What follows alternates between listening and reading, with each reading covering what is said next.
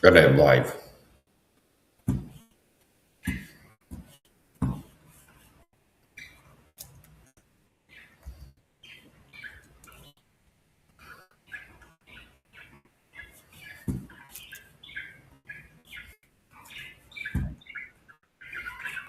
My name is Mike Sa, and I'm a Christian taught individual, taught about a secret persecution poem called Gangstalking of taught individuals, and I've been taught for more than a decade.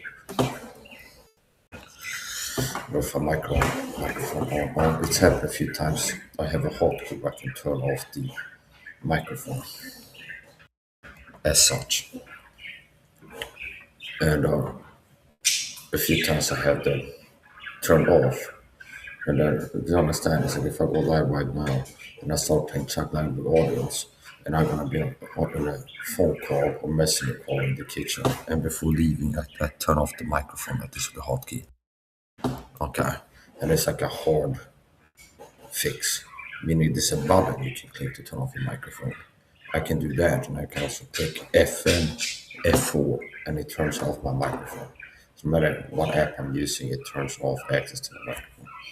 And then, so let's say that this happened a few times. Let's say right now I start playing chocolate with the audience, and I turn off my microphone, so the background sound is not picked up. And then I keep the stream going, then I come back, and I go, and the microphone is still turned off, and people can hear me. Okay, unbeknownst to me. So a lot of times I verify, I click, turn it off, and then on again. So if I hit the hotkey F and F4, if it is crossed out, that shows that it was turned on. Okay, so whatever. I decided to go live again, and a lot of times I just go live. Okay, that's my style. This is saying that perfection is the enemy of good. So I've been focusing on taking massive action, meaning spending hours a day live streaming and not waiting until, well, if I want to make a video, I need to prepare and have a script and my talking points ready and plan out what I'm going to say and have it be super good, everything, and best lighting and everything. No, it's just go live and spend time being live. So, uh, yesterday I was downtown and I ended up being put in drunk tank for, I don't know if I was 6 or 8 hours. So, came home at night and could have been worse. So, we're going to play check and the order here. Have to make some changes to the stream. There's a forum, a Swedish forum flashback, where I started being active, and they have a thread. Förekommer organiserad gangstalking i Sverige? Like, does organized gangstalking exist in Sweden?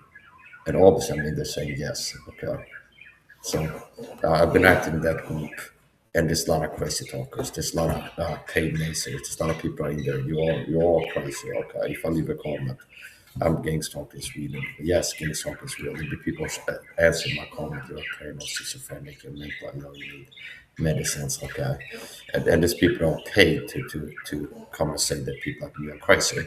And then there's paid fakes. Okay, so most so-called thought videos are paid fakes.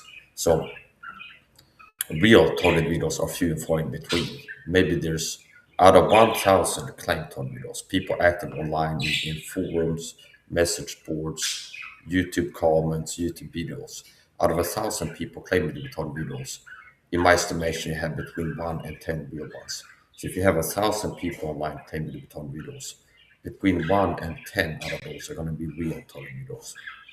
And most fake TIs engage in one form of crazy talk or another. They will engage in one form of crazy talk or another.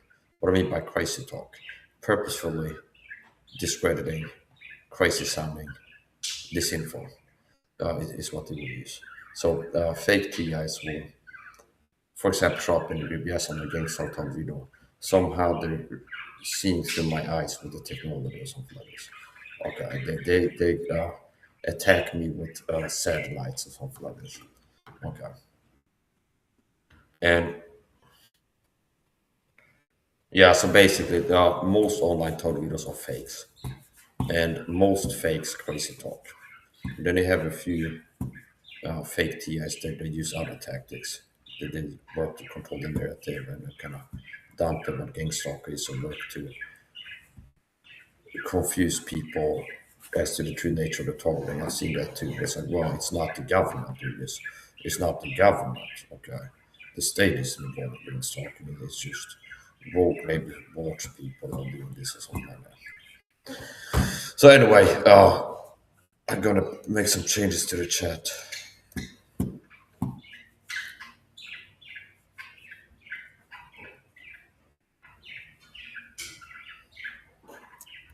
So I'm a Gangstalk Hollywood. I've been talking with Gangstalk for more than a decade, and I might be the only real Hollywood active in that thread, if not the only real quality Hollywood. So most online TI so-called are fakes. They're crazy talkers. They have a job to talk about being stalking and claim to be targeted, and they make it sound really crazy. I mean, they be in the flashback group writing, "I'm not targeted video in Sweden." They put a chip in my brain or something like this. Okay, they're seeing through my eyes with the technology, or they're reading my mind but said lies something like this. Okay, and people that come across this thread and go, "What is this game talking in Sweden?" And they click and they see people talk about having chips in their brain and the government spying on them.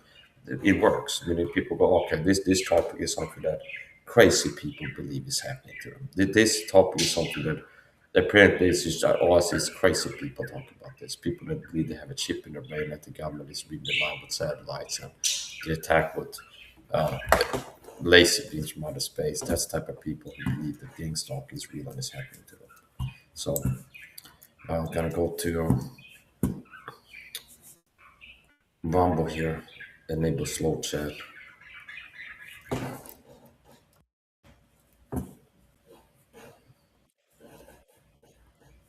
and we're gonna play some track language audio.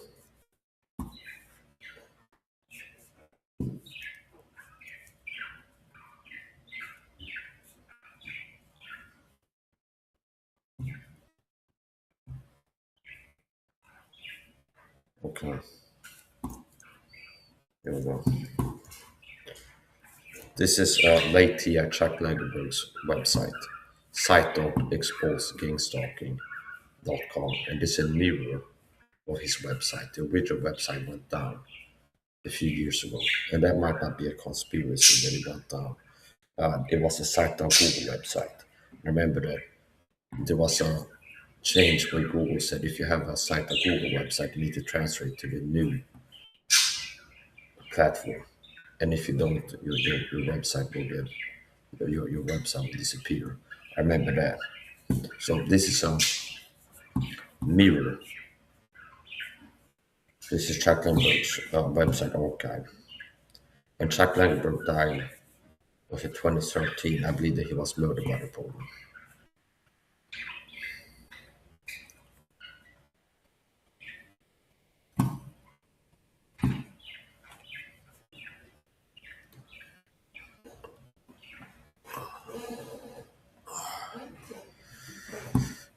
Before he died, he was contacted by a supposed, by an alleged claimed insider, Perp 9, Agent 9, who said that not long before Chuck Lindbergh died, a person that claimed to be an insider, somebody that was part of Torvald, contacted Chuck Lindbergh, I think through the chat of his uh, radio show.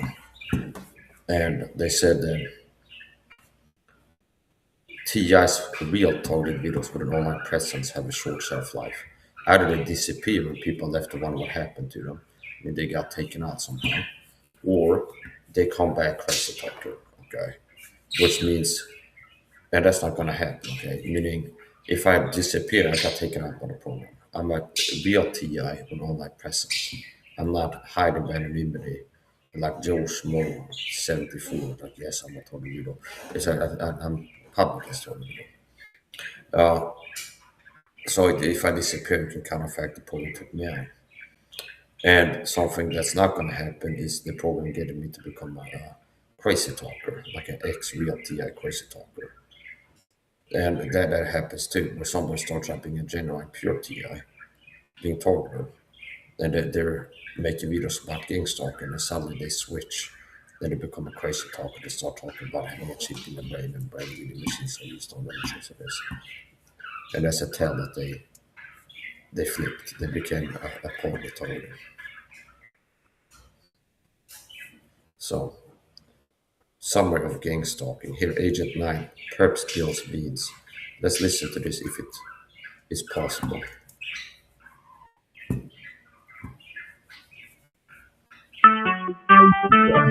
So, to preface this, this is Chuck Langenberg's radio show, and a big part of me getting brought up by gang stalking is using Chuck Langenberg's website and his radio calls. Now, I could probably produce, not probably, I could produce higher quality uh,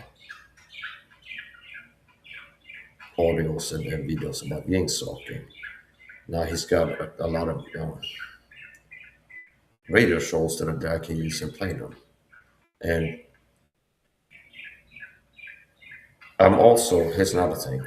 I'm the only Todd video in Sweden that's IRL streaming.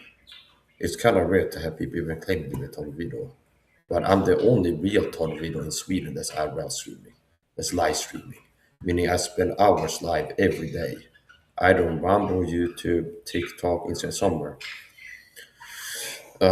Which makes me unique to that way. There's quite a lot of people claiming to be Todd videos in Sweden, but most of them are handmade in Italy. So it makes it kind of weird that I'm a total video who's claiming to be a total video in Sweden, and I'm live streaming, I'm not handmade in Italy. So this is Agent 9. So this is Chuck Langenberg's website, late Tia Chuck Langenberg. He had a radio show, and this is the audio of being approached by Agent 9, somebody who claimed to be an insider of the program that showed up in Chuck Langenberg's chat, I reckon. And I said they were an insider work for the program. And Chuck Langenberg was recording what the person said. Talk shoes. Recorded live. Oh, and to finish up what I said yesterday, what I said earlier about what happened yesterday. I went to the dentist yesterday, and after leaving the dentist, they cleaned gingivitis. I went to buy a bottle of vodka, and I was using it as a mouthwash. Ended up finishing the whole bottle pretty much, and being out in public and having purple on gang stalking.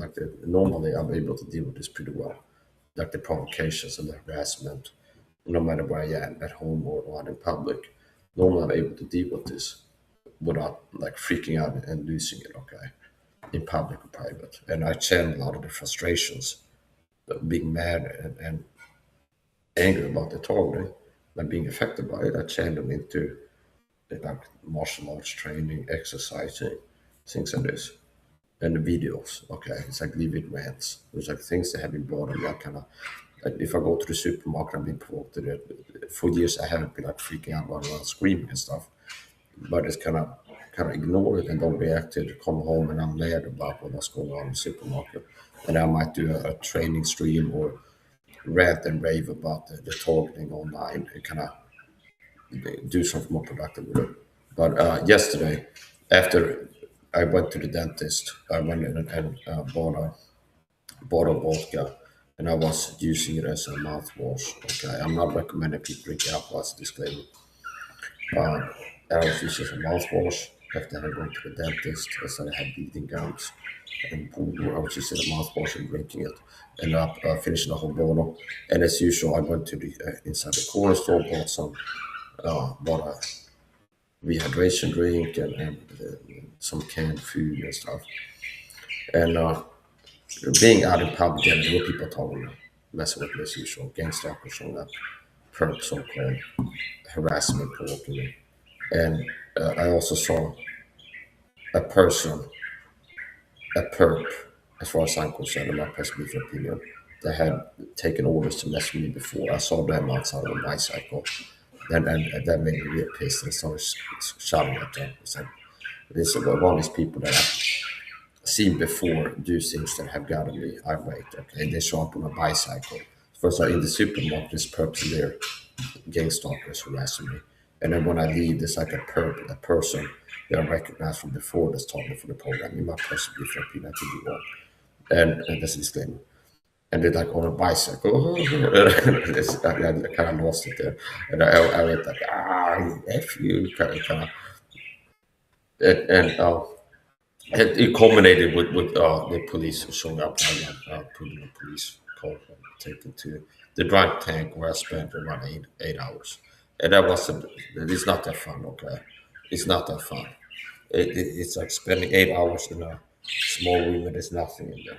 So I was trying to calm down and trying to sleep to pass the time, but I couldn't fall asleep. So all you have in there is like a waterproof mattress. Okay, you have a waterproof mattress, and that's it. And you're in there for like 6, 8 hours. Okay, and I was kind of laying down and trying to make a little cave for my eyes, like this, because they have like bright lights in the ceiling.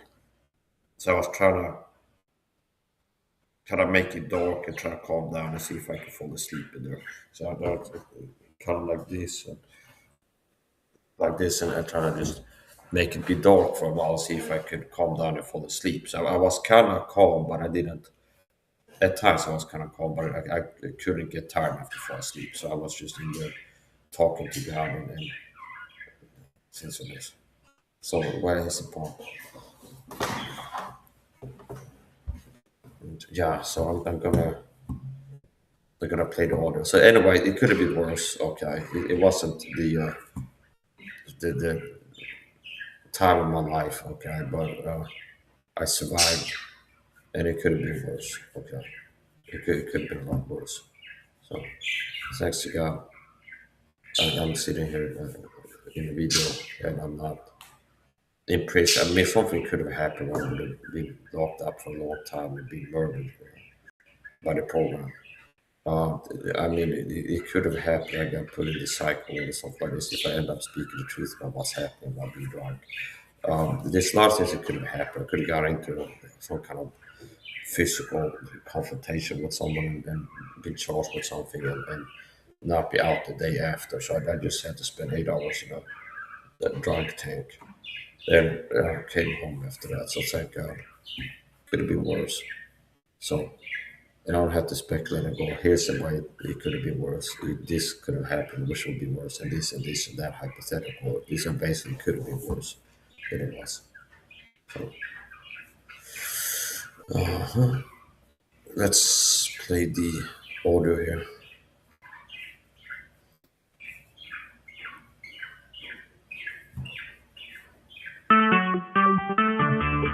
So this is part one of Agent 9 approaching Toledo, Chuck Landenberg. Talk show. Recorded live. Hello, this is Vancouver. Welcome to Gangstalking and Targeted Individuals. This show is being recorded. Anything said will go into the public domain. The public is entitled and encouraged to republish any part of this recording or all of it without permission, notification, or attribution. Today is Tuesday, March 29, 2011. To find more of these audios, visit vancouverwati.com or TalkShoe. Search it for Vancouver or show number 87161. This will be episode number 1078. And here's what happened. Guest 9 showed up unannounced, as is always the case around here, and they typed into the chat room like so many others. They did not call in. I replied via my voice comments, and a short while into the conversation, I realized I had a live wire in the room, so I disabled everyone else from typing into the chat room. This disabled the ability of any perp mob from flooding the chat room with gibberish, which always happens when the conversation around here starts getting good. And by the way, I suspect I have communicated with this anonymous guest before. And for your information, I edited this conversation. That's very highly, I might say. That's why I call it a chat summary. It's also called editorial privilege or gangstalking according to Vancouver. And here it goes. Guest 9 started out by saying, most of the new perp blood are compromised before they even get here to the so-called TalkShoe community, because the websites that lead them here are chock full of perps. It's like an assembly line of perp making. A TI goes online with cooked results. They get to the perp TI website. They meet fake TIs at that site. They tell them, go to TalkShoe. And TalkShoe, the TI learns how corrupt everything is. I interjected, I agree. I learned a lot about the corruption in the TI process around here, but I doubt TalkShoe has anything to do with it. I just learned about how corrupt it was here. Guest 9 continues. The TI is coerced to contribute even more bunk on a TalkShoe TI call. I said, yes, there's a lot of bunk around these TI calls. Probably more than 50% of what you hear is not true. I think a majority of the TalkShoe call, what is said is BS. Guest 9 continues, and then one day the newly compromised TI has her own show. The older one can retire and go on to be handlers. It's perfect. It's friggin' sick. It's so well planned. I think it was at that point that I disabled the perp mobs from flooding the chat with gibberish. I think I realized I had a live wire on the line at that time. I thought I'd give it a chance in case it turned out to be something. Guest 9 continued. If you screen TIs online, they have a shelf life. So that means they get cycled through. With compromised TIs, until they get their act going. It's a really friggin' sick plan. The attrition rate of a pure TI doesn't look good to me. I've read blogs. They start out innocent, and then one day the TI disappears, or they get really nutty. Anyone with a TI, Guest 9 continues, can see how controlled the info is for TIs to view. The perps have the keys to the library. If knowledge is power, then having the keys to the library is paramount. I interjected. I found I had a very tough time finding this on Google, and the concept of cooked search results has entered my mind on this topic, never with any proof, of course. I would have had to know to search for the term gangstalking, but who's going to search for that? It took me 4 long years. Guest 9 continues. It seems with all TIs and online presence, who have an online presence, there's a shelf life before Mr. Pipe Wrench pays a visit. That's a fact, he or she goes. They said they suspected Mr. Pipe Wrench would pay me a visit one day. I said, that's very sobering. Incidentally, I found this TalkShoe community in mid-August of 2010 and started my show, number 87161, at the end of August in 2010. Number 9 goes on to continue. The average TI blog with innocent content isn't very long-standing. The TIs either disappear, making you wonder what happened to them, which adds to the drama, or the TI gets really nutty. The nutty TIs are usually the artistic. But remember, all TIs have a shelf life. I asked him or her, please elaborate. It's a fact. People who have to fight for their lives don't quit unless they're dead. More and more I go. So it's no wonder if you find shows here with a 90% perptum taking place. I reckon a real TI only comes online every 6 months or so here. And I find that a little bit surprising or eyebrow raising. Maybe less. A new TI, I should say. Real TIs aren't as plentiful as fake TIs would make you to believe. I asked, are you speaking of a newly discovered TI? Yes, Van, I am. The numbers are very low. A new TI would find TalkShoe a viper's nest, ready to be pounced. Like I said before, TalkShoe is designed with cooked search results. It's a phony website, a fake community, fresh bait, a format with a cycle. For some reason, it's important for the perps to have a TI community in order to net new fish to their standards. A new recruit for a fake TI website. The fake TI community is the key to gangstalking. I don't get that, I asked. More, please. Guest 9 continues. Gangstalking creates victims. To control the victim, you have to capture them. Fake TI communities do that. Sorry, I'm still not with you, I said. Yeah, guest 9 interjects. I will be perp badly for speaking out here, but continues. The online community is tempered with controlled info, access to accurate info, and most importantly, to neutralize further. Please continue, I said. This has been most profound. Guest 9 continued. The internet is a great tool and detriment to new TIs. My personal intent has always been that exposegangstalking.com be pure, and I want to get the word out to TIs to new TIs who don't know they're a TI yet, meaning the other 99%. It is exposed, said Guest 9. They want that. It's one step for the recruitment of the Gangstalking web. I said is not exposed. It took me 4 years to find it. And I looked hard, feverishly. I think I'm only the tip of the iceberg, the 1%. But Guest 9 continues. The TI community exists because the perps need it to exist. All the TIs online have a shelf life, much like perps. They must be cycled through like new TIs. Are you saying perps have a shelf life too? What happens to them when they're done? Yes, perps have a shelf life. They either move up the chain or they retire from service. The game requires fresh faces to succeed.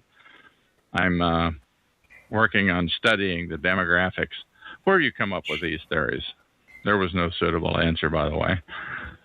But once again, where do perps go when they retire, as you say? Guest 9 says it's analytics, moving around here like groups of people. They have a pattern to their logistical limits, troop movement. Thank Alexander the Great. Now it's getting deeper, I said. Guest 9 says, study movement and control of people. Gangstalking is a natural evil. It's not a new concept. I need to remain vague on purpose. Remember 70% in shelf life. I go, the conversation was going so well before you went vague. There are two kinds of TIs, says Guest 9. Ones with faces and ones without. I go, here we go again. Normally, there are two kinds of TIs. The ones with the faces are skilled at the BS. Then there are the ones that are without, who are learning the ropes. More, I said, please. It's allowed to, the TIs that are allowed to expose their identities. Allowed, I ask? I could expose my identity anytime, but there are so many crazies around here. No, you can't. You cannot say who you are. The visit from Mr. Pipewrench would be expedited. I hate the sound of that, I said. He or she said, and you will be compromised. I hate the sound of that, too, I go. You hate gangstalking, and you're gangstalked. TIs having options? TIs don't have options. That's the point. You can't blame them if they sell out to the dark side for self-preservation. Self-preservation is what drives this atrocity to work so well. If you want answers, look at your fellow TIs. They all contribute to a piece of the puzzle. I'm studying not the whys, but the hows. More, please, on that, I asked. TIs are compromised and useful. Useful to them, maybe.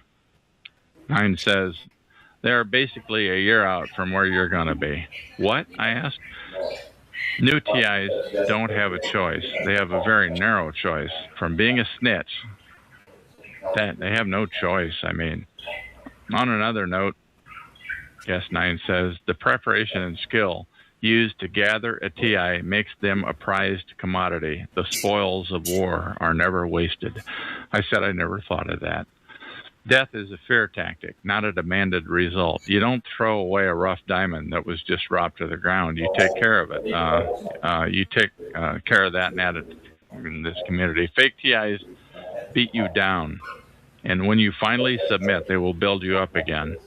Once you conform, but not until then. I said, you sound like a military guy, but I got no reply. Guest 9 continues on. The worst perp is a fake TI, and they are the most skilled. That's what makes TalkShoe a very deadly place, metaphorically. Please clarify, I asked. Guest 9 says, the perps who once were a TI are the deadliest. It's a natural progression. That's what I would have thought, I said. Guest 9 says, the personality types you find on TalkShoe are telling. a very important tool is to investigate the raw TI, the clayhead, if you will, to mold them into a snitch. TalkShoe is boot camp. Make no mistake. TIs are nothing more than soon-to-be perps. Make no mistake. That's raw, They go, time is the only element. That's the variable in the equation. Really, really raw, I said. Guest 9 said, TalkShoe helps gather the intel needed to find out what that playhead is willing to compromise on. And once that's outed, it's good night pure TI and hello indoctrinated nut. Sigh, I type in. He or she made the comment, I'm risking my arse being online here, by the way. But we continued. But remember, the hamster wheel of Gangstalked, for it to work, the shelf life is very important. Time is a crucial element. It's like the OODA effect. In war, acting in time is more important than the correct answer. The internet resources for the raw TIs are manipulated. Remember, either you're pure or you're a soon-to-be perp. There is no option. TIs are recruits. The internet is boot camp. All the info online is online, and I do mean all. It is carefully crafted. Later on, I had 3 people tell me that they thought Guest 9 sounded somewhat like a perp. The person seemed to know so much and brought up so many issues I'd never thought of before. I think they were working on the dark side, but they wanted to help shed light on the rest of us. So I am going to file this recording as my first chat summary under perp. The perp page at vancouverwati.com/perp. And that is the end of this recording.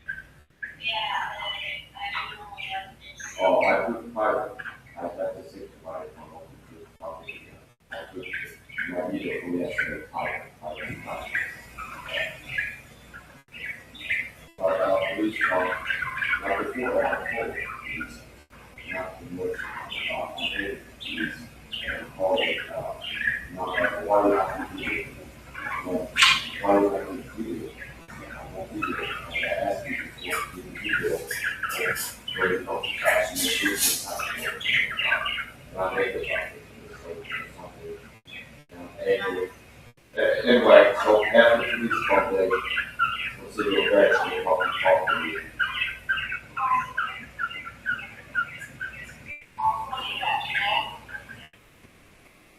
Yeah, police call, they come to talk to you. I'm 8, and I feel like I'm 8. So I'm not that happy. So I asked them if they were happy. Since you really understand. Like what they call my gate, and I say, if you want to use fire or something, I think maybe they talk to do something. And I asked them, I'm not threatening them, I'm not fighting with punch them at all. I asked them if you all want to fight them. And I think I'm able to feel if they start to fight it, I'm ready to fight that. I want to punch them if they do something. But they call, understand? They call, understand? They call and go, why are you like this? Why are you think you have, why are you like this? So I think if they were angry, maybe you would have me fighting again. I would have her call me and maybe listen because I should listen. They have to be when they call. No, 2. You saw 4. Yeah, I'm not sure. I saw 2 only. Really? Yeah, I had some guy who dressed normal with police thing. Yeah, older and have some young. Yeah, but they have some guy, because they have 2 police, and I think 1 guy who police uniforms, they did secret. They wear normal clothes. Yeah, I see that normal clothes and have different too. Okay. Yeah, so Sure. I Yeah, and also thank God because when I'm inside the cell, I'm not a secret, and I asked if I could bring some. And after the accommodate, I think, oh, here we go. I will have very bad feeling now because he have 8 hours not sleep. I think my body was going to smoke. If somebody smoke every day and then stop smoking, make you feel crazy, hungry to smoke. I don't want to smoke, I need to smoke. So I think all the whole I will have very bad feeling.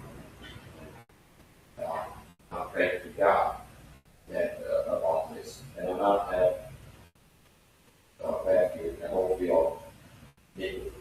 I didn't feel very bad.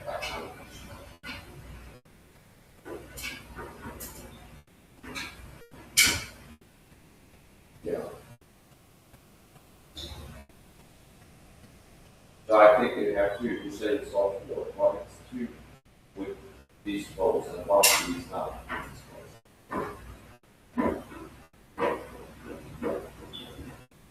Yeah. But anyway, you're paying for it. Thank you, Dave. I think it really helped. Really helped. So I'm very able to. That's all about this. The police was more able to really help. Hold on, I need to check. You can send look. I will put on order number 2. Yeah, but you can hide. No, I will not hide. Okay. I was talking to Wee, and she was asking me about what happened yesterday, and I'm telling her a little bit. And I said I privatized the streams. My wife, Wee. Okay, she's shy. And we were talking about what happened yesterday. And then I heard it got quiet, so I got to turn on order number 2. So basically, I told her, she asked, she said she saw 4 police, and I said, no, I think it was only 2 when they come to take me. So I think we was maybe watching. And I said, it's 2 police have clothes and 1 police that not have police clothes. Okay, not naked, but there are 1 police have clothes and 1 police not have clothes. So anyway, we're going to get back to playing number 2 here. That was part 1, Agent 9, and this is number 2. Perhaps Bill Beans number 2. Full text of 90-minute audio.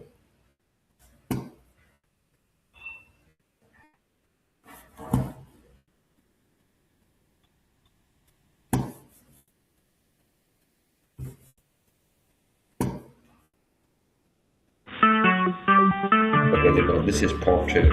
So this is part 2. The audio we just listened to was part 1, and it was part 2. I get back to talk to my wife. Do you want to say hello again? Okay. It's a little bit shy. So me, I'm kind of used to being on camera and live streaming. She's not used to it, so she feels a little bit shy. Sometimes if I'm talking to her, I will say hello. She goes, hello like this. Okay. Recorded live. Hello, this is Vancouver. Welcome to Gangstalking and Targeted Individuals. This show is being recorded, and anything said will go into the public domain. The public is entitled and encouraged to republish any part of this recording or all of it without permission, notification, or attribution. Today is Thursday, March 31, 2011. To find more of these audios, visit vancouverwati.com or search TalkShoe for Vancouver or show number 87161. This is episode number 1071. So it's the same deal as the last recording, number 1078. Earlier today, a guest showed up in the chat room, unannounced, and struck up a conversation with me. Judging by the things they said, they appeared to be the same person that was in 1078. Interestingly, they waited until the same guest number freed up, guest 9, but now he or she wants to be called Agent 9. Okay, fine. Here goes. The first thing Agent 9 says is, Delcroix Academy. Interesting. They were referring to a silent user in the chat room named Delcroix Academy who conveniently left just as Guest 9 arrived. I'll put YouTube URLs in the trailer in the chat room or in the summary notes. And it's up to you to decide whether you think they're using me or not. I don't think so. But for the 100th time, my objective here is to get the word out about gang stalking. The next thing they typed was, call me Agent 9. I'm just an average TI. They scare you. They strip you of your identity and cause doubt. This primes the person for recruitment and acceptance of a set of beliefs, a new set of beliefs. I don't feel like they've stripped my identity, I said, although I've not revealed my real name because there are so many crazies around here.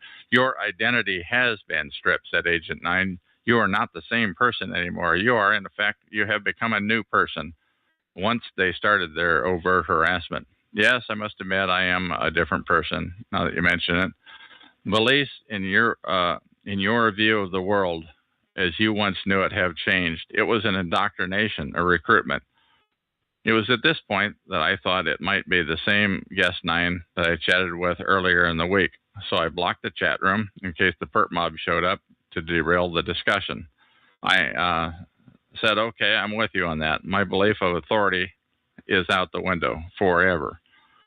They primed you for a new set of belief for the next phase. Next phase, I said, pray tell.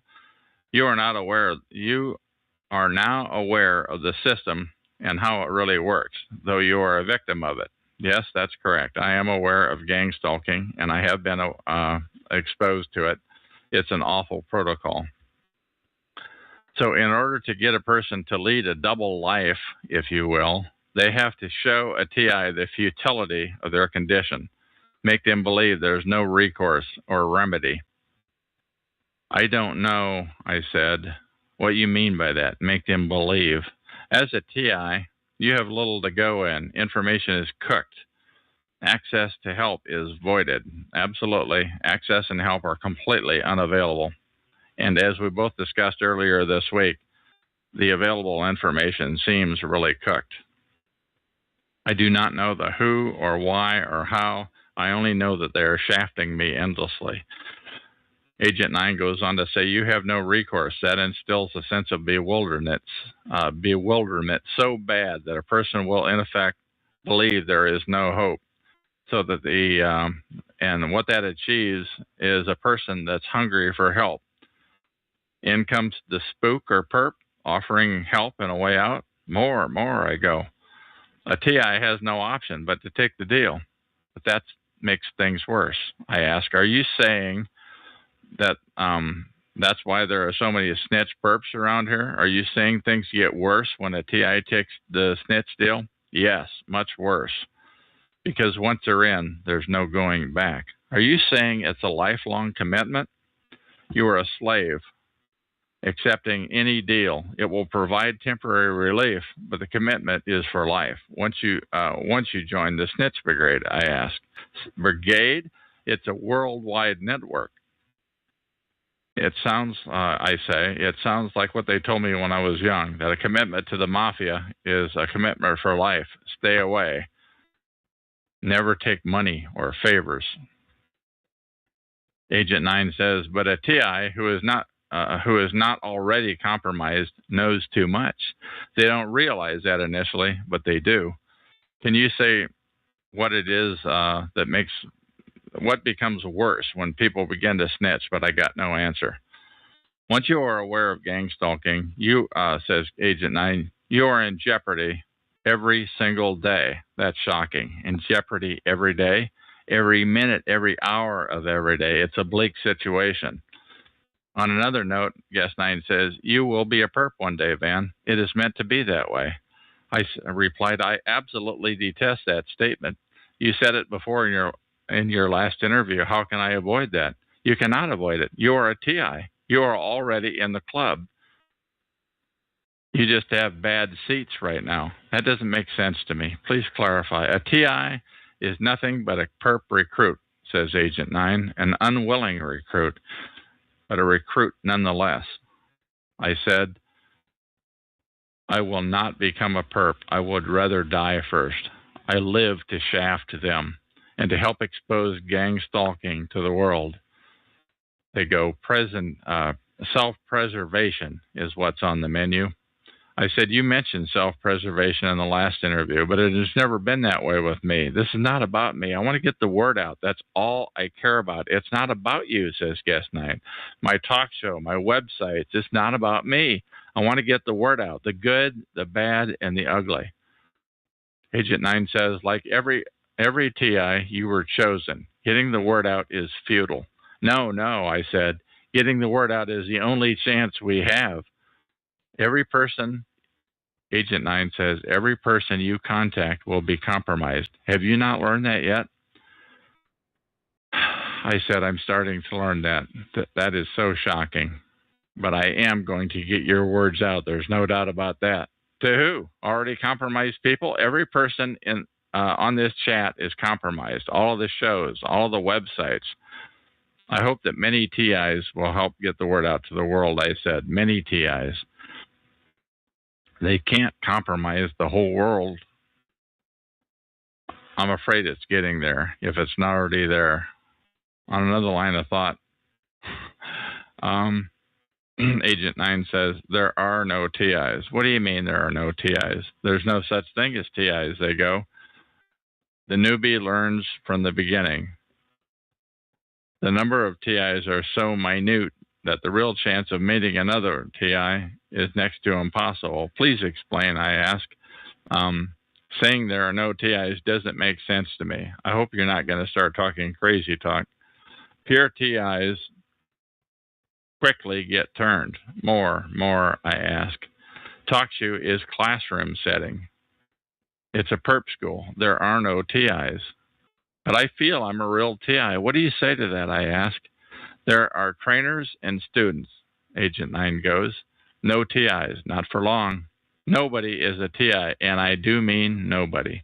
So you think I'm a trainer or a student? You're a trainer, says Agent 9, without knowing it, Van. I'm sorry to disgust you. Perps need this TI community. I never thought of myself as a trainer. Tell me more, please.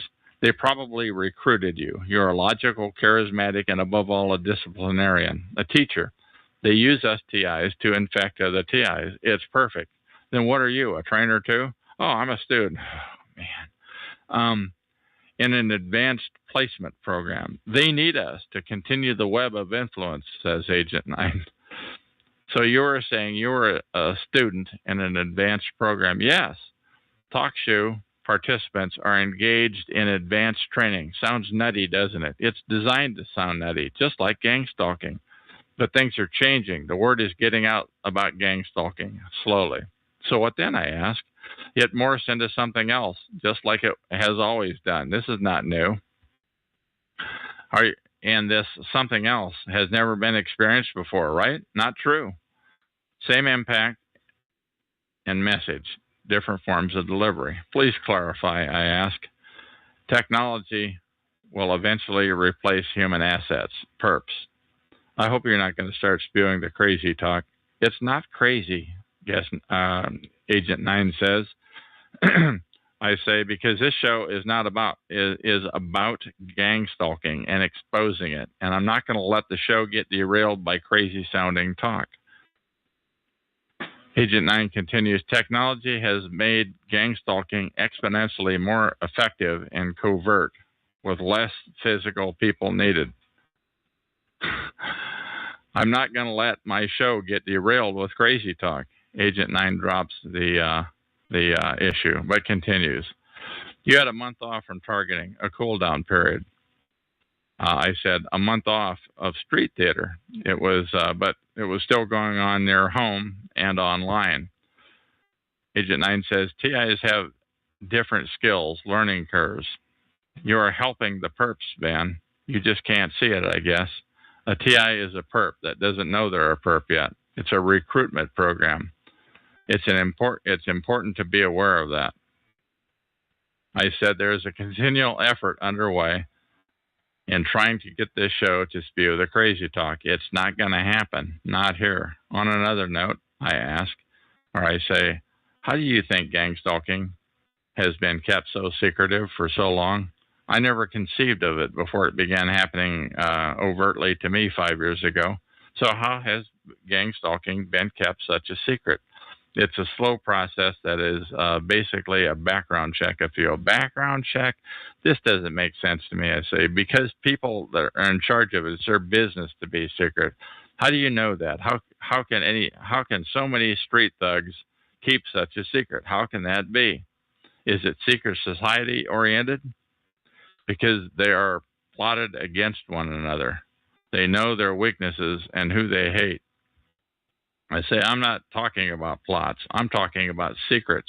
How can so many people keep such a secret?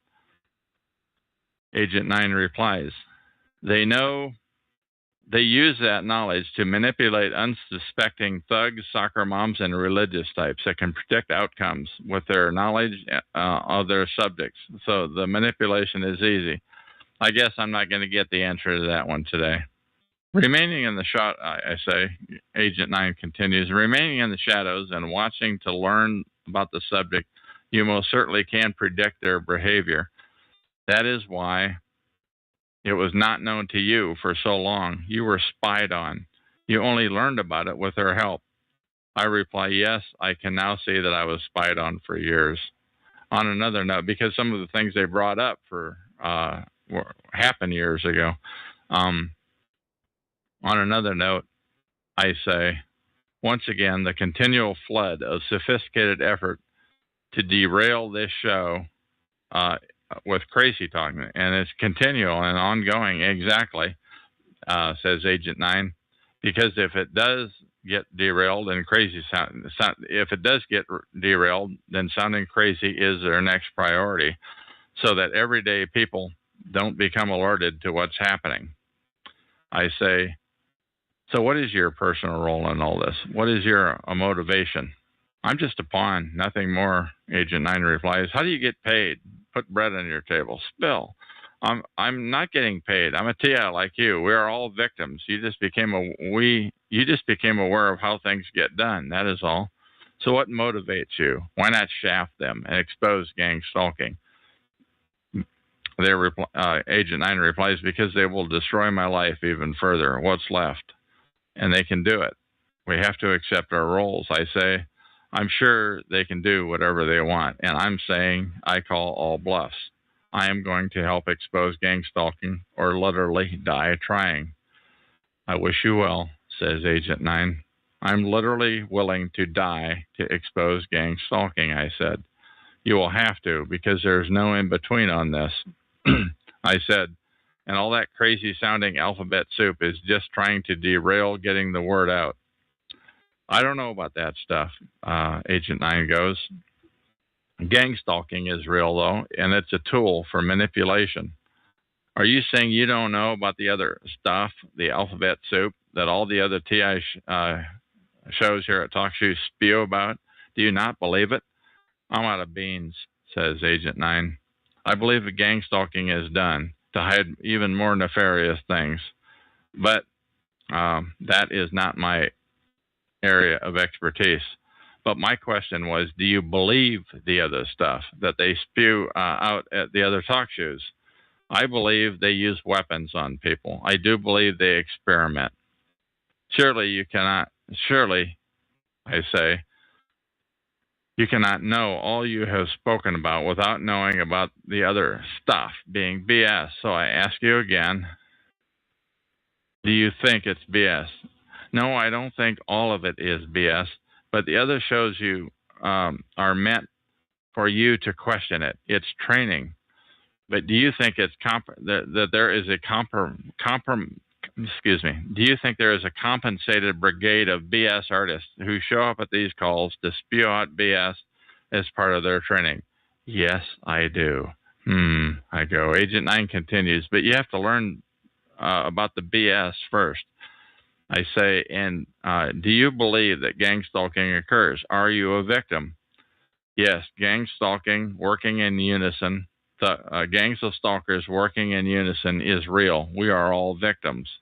I say, and how do you keep something this big a secret? Do you think they're a cult, a secret society, Satanists, hypnotized? How do they keep the secret? I don't think they're any of those things. I think they're very smart people doing horrible things. How do you think they do it? They do it by gang stalking to neutralize people into submission. You literally don't have a choice. The question is, how do they do gang stalking? How do they keep it under the radar, unspoken about, where even the perps won't talk? Layers upon layers upon layers of lies, BS, and misinfo and manipulation of people. But it's so big, I say. There have been days when 30 people with fresh faces were involved in my targeting. How can that be so? How can they keep that a secret? Because they manipulate all 30 people into believing you're a child molester. People are willing to give someone a hard time if they are subhuman. Intelligence communities use these tactics to dethrone. If they can dethrone dictators, surely it would be easy to get at Midwest Johnny. I say, but giving them a hard time is one thing. Keeping it a secret is another. But that was the end of that line of thought. What is your motivation for speaking out in this chat room anonymously? In the last interview, you said you'd be perped badly. Agent 9 says, I'm going to be perped either way. I guess I'm a martyr material. So why do you risk being perped so badly if you're so concerned about self-preservation? Because you can only be pushed so far, and they know that. I'm going to interject something here to the perps. When you get pushed too far, call me for an interview. My name is Vancouver, but I'm going to continue this one.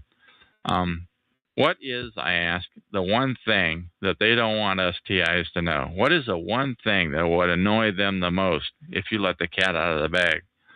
Agent 9 says, not playing their game. Please, Phil, what would make them so mad they'd want to kill you? Speaking out in this chat room, Agent 9 replies, but I'm not afraid anymore. Just the same, though, Agent 9 ungracefully exited the room at that point. Agent 9 is a perp. There's no doubt about it.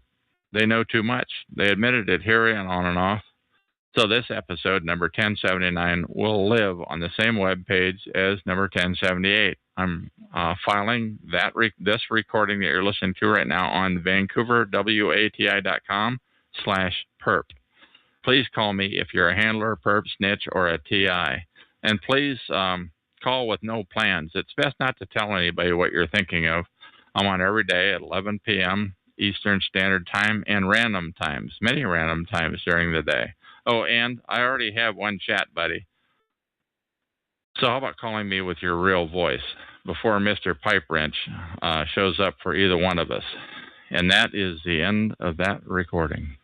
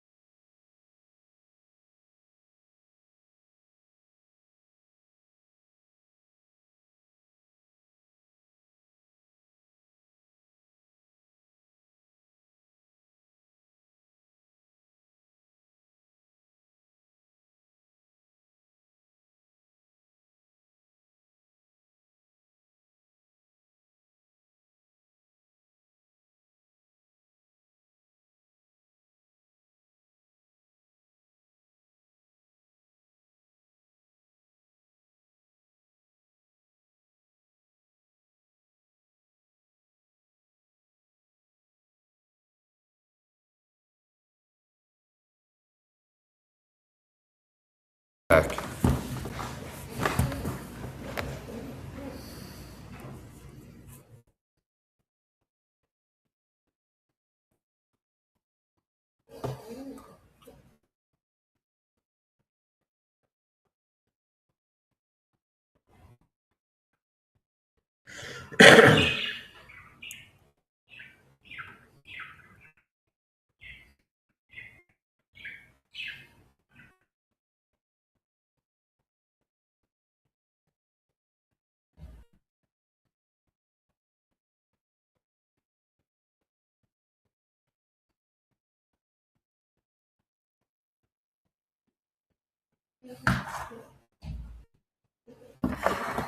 Yeah, so I'm a Swedish target of Gangstalked in Sweden under target secret prosecution program Gangstalking.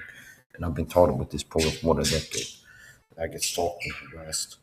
People you recruited to target me for this program with covert abuse. You get stalked and harassed in public, and they recruit people to target you pretty much anywhere they can. And I've been targeted for more than a decade. This gang stalking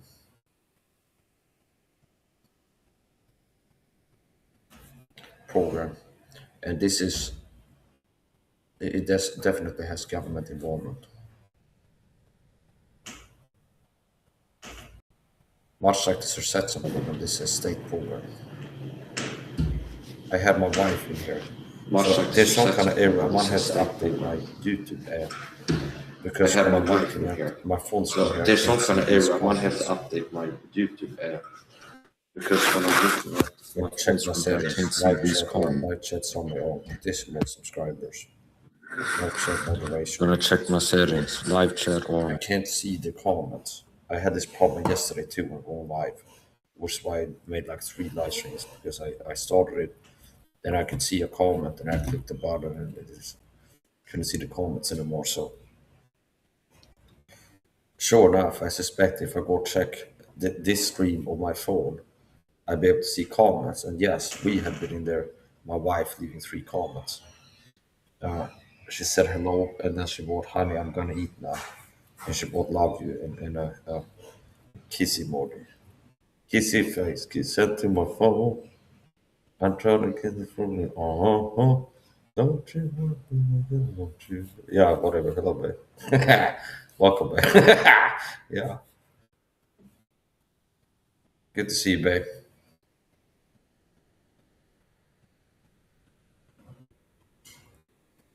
We was praying for me, so I was talking to her. I asked her.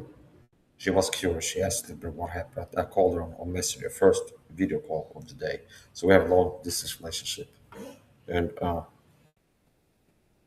talk to people online helps to regulate my emotions and my ideas. It's a joke, but it's like if you start a psychology or isolation due to people are entirely isolated. They struggle to regulate their emotions and their ideas. So I take the opportunity to be able to talk to people, quality people that I have in my life. And a big chunk of my social life is online, meaning I have online friends and I have an online wife. Okay. So a big chunk of my social life is online. And on a rare occasion, I get invited to like a Christmas party or something like this and meet some people. So anyway, we was curious. She asked me first video call today. I was in the kitchen when we called me. And she also be curious about what happened yesterday. And she said, she asked how many police it was. And I said, I think it was 2. And she said, no, I think I saw 4. And I said, no, I think it was 2. And I go, no, but there was a guy who was, I think, a plainclothes guy. So they had 2 cops with cop clothes, police clothes, and one policeman had police clothes. Okay.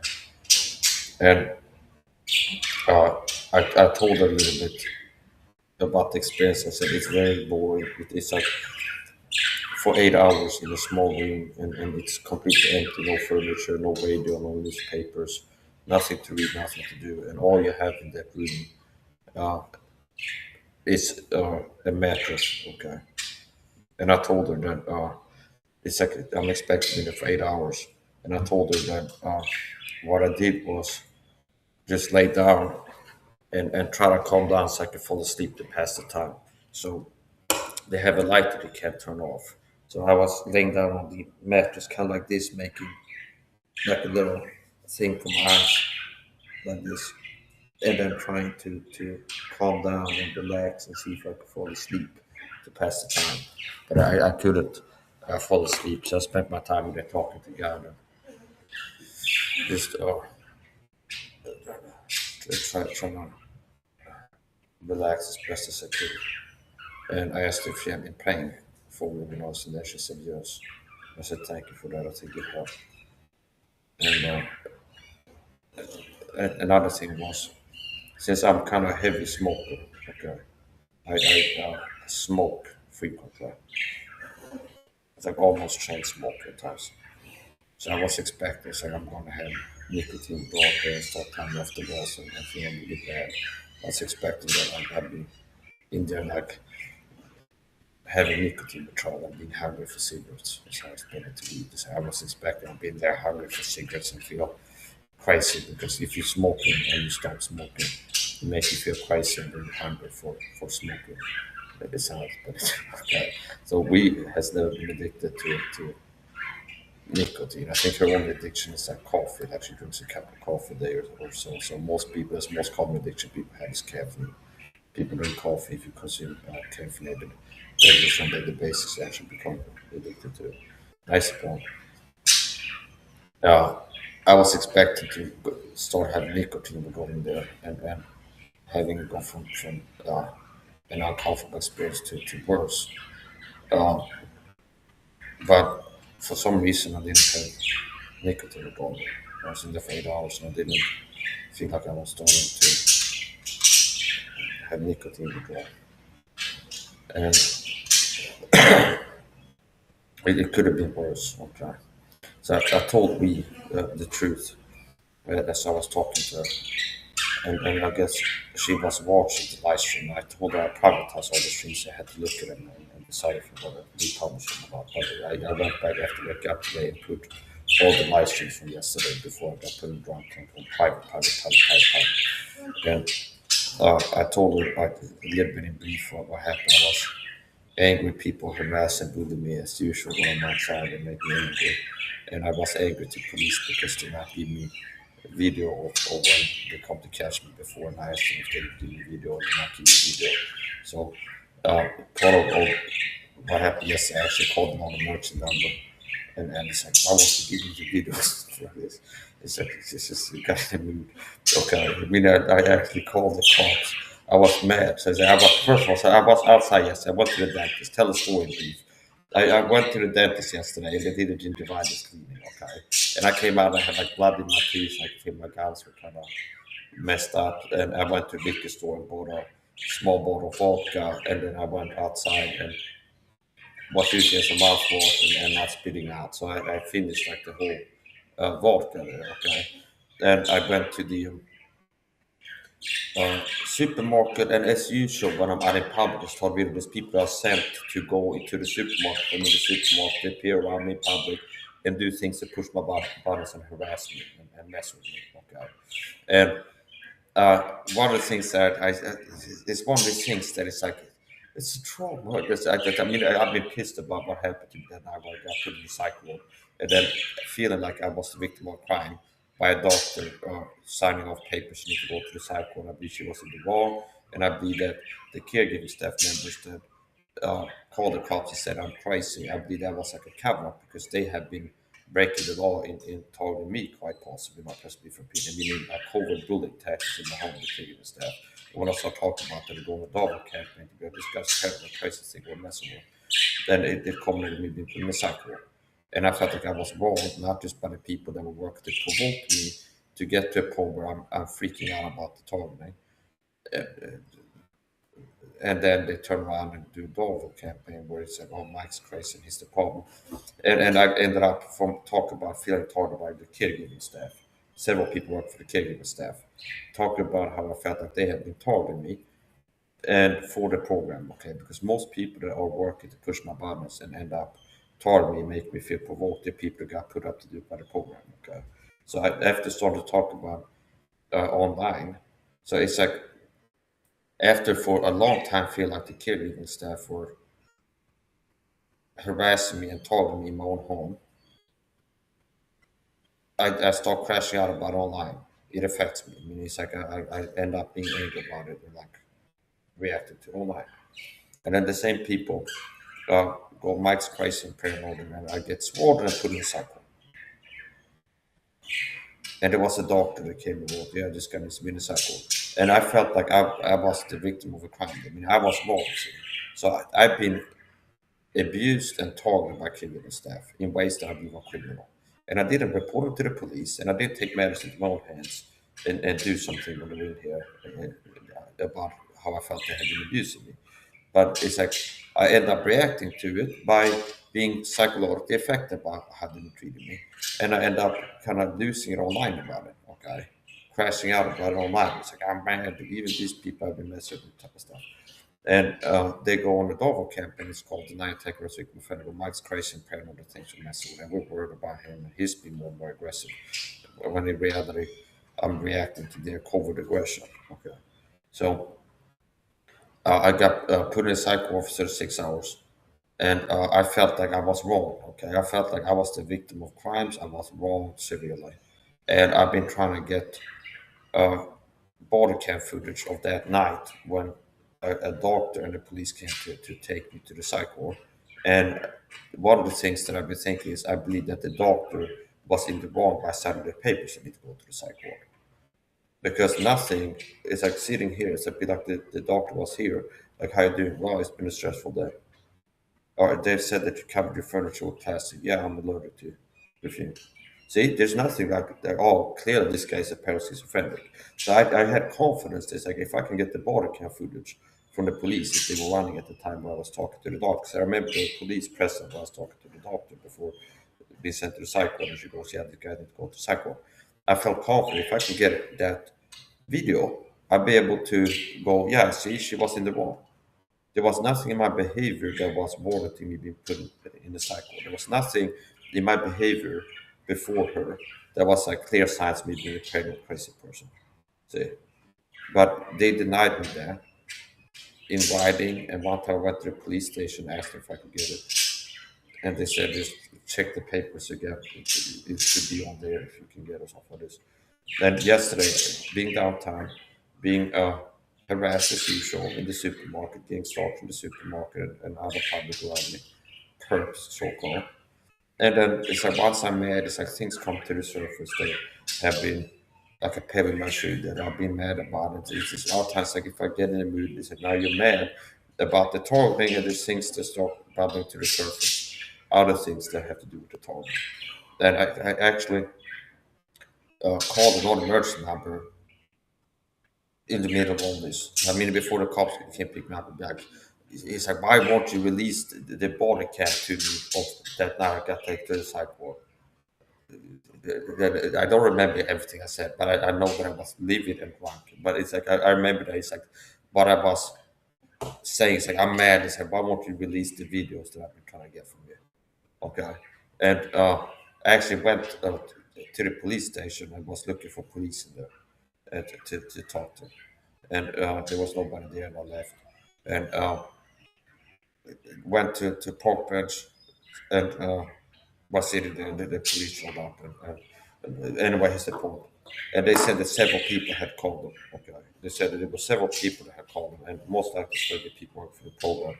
So it's like people work to provoke you, and then if you react to the provocations, that's a big part of targeting. Where I'm taught with a program worker to provoke and harass me and abuse me covertly, and push my boundaries, harass me, talk with psychological violence, and covert bullying tactics and harassment and stuff. And if and when I react to it, when it comes to a time where I really kind of lose it, meaning it affects me as intended, where it's like I'm really mad and worked up about the targeting, then they look at your reaction to the target. Oh, look at this unhinged, crazy person.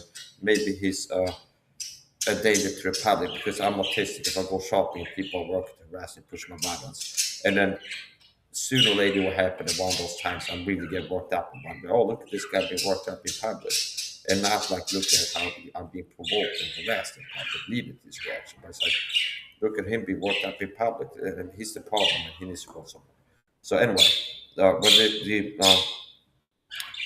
I was sitting at a bench, and when the police showed up, And I guess I was so drunk. Normally I have this situation where I see them coming, but as I remember, it's like suddenly, what I remember is like suddenly there's just two police in front of me. Like, I was like teleported there. So it's, I guess I must have been really drunk because like normally I can see things coming sometimes. But I was sitting there, like, it's like what I remember is that the memories of the police interactions used two police standing in front of me. And I don't remember seeing them before that or what happened. But it's a point. So they were talking to me and they ended up taking me to one tank, okay? And thanks to God, it could have been a lot worse, okay? So I told the truth to Reba when I talked about this, but told what happened. She saw some of it in my life stream. The police showed up and she was a little bit curious about what happened.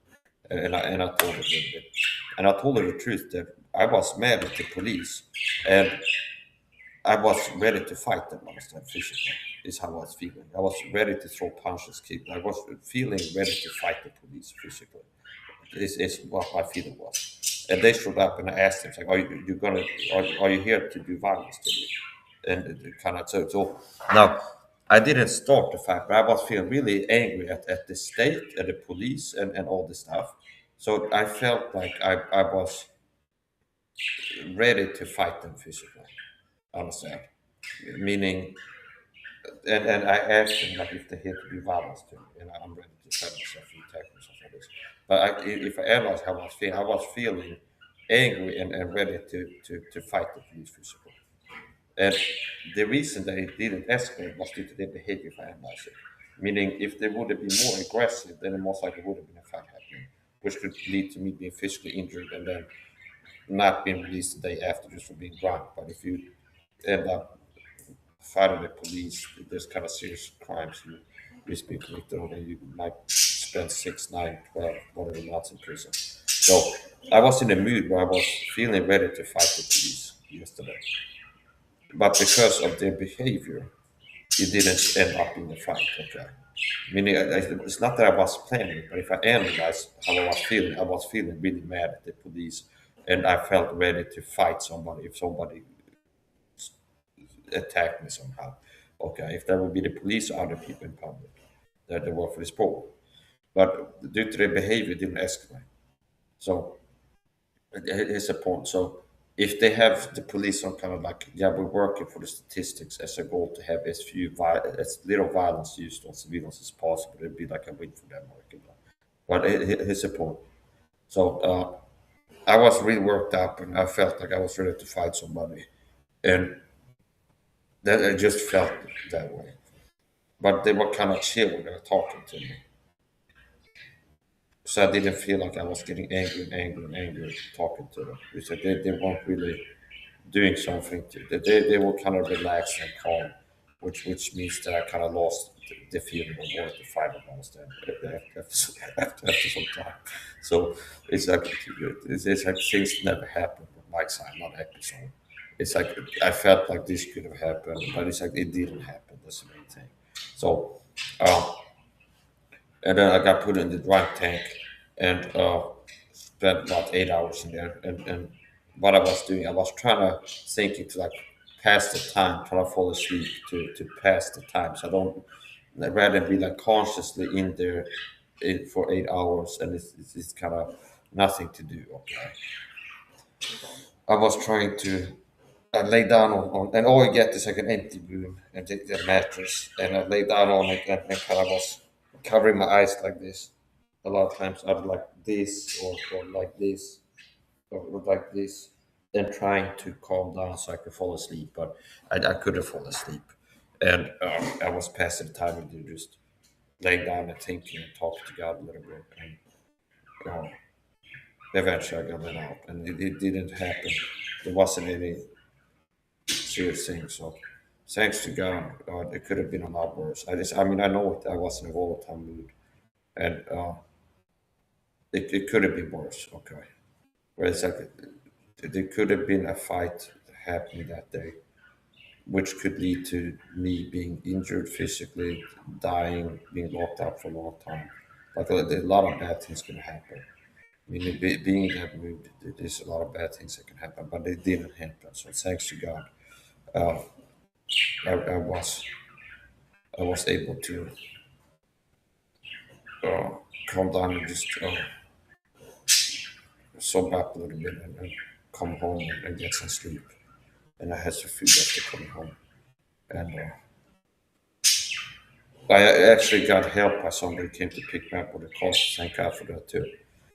So if I would have called a cab, maybe like $50 or something like this, just to get a ride home because they released me around 21, 9, 10 at night in a neighboring city in Shopping, which means if I didn't have somebody do me a favor, somebody I know in real life come and pick me up and run me home, I'd be just in the street there in the other city, and I guess I had to end up calling a cab, and they're quite expensive.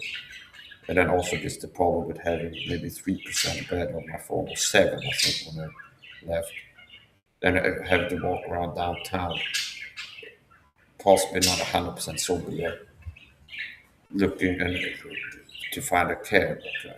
So it was, thankfully, I was able to have somebody come pick me up and run me home. So, yeah, anyway, thanks to God. Thank God. Uh, I'm safe and sound at home. And my wife told me, don't drink again outside. She said, if you're going to drink at home and don't drink a lot if you're outside, she said. And I said, well, it's like, you got a point, okay. She said, don't drink a lot of that if you're outside. If you want to drink, you drink home, she said. So, anyway, back to the main topic. So, yeah, I'm going to call it video. These people recruited to harass me toward me. And you talk them if you talk about covert abuse, covert harassment, covert provocations, covert aggression.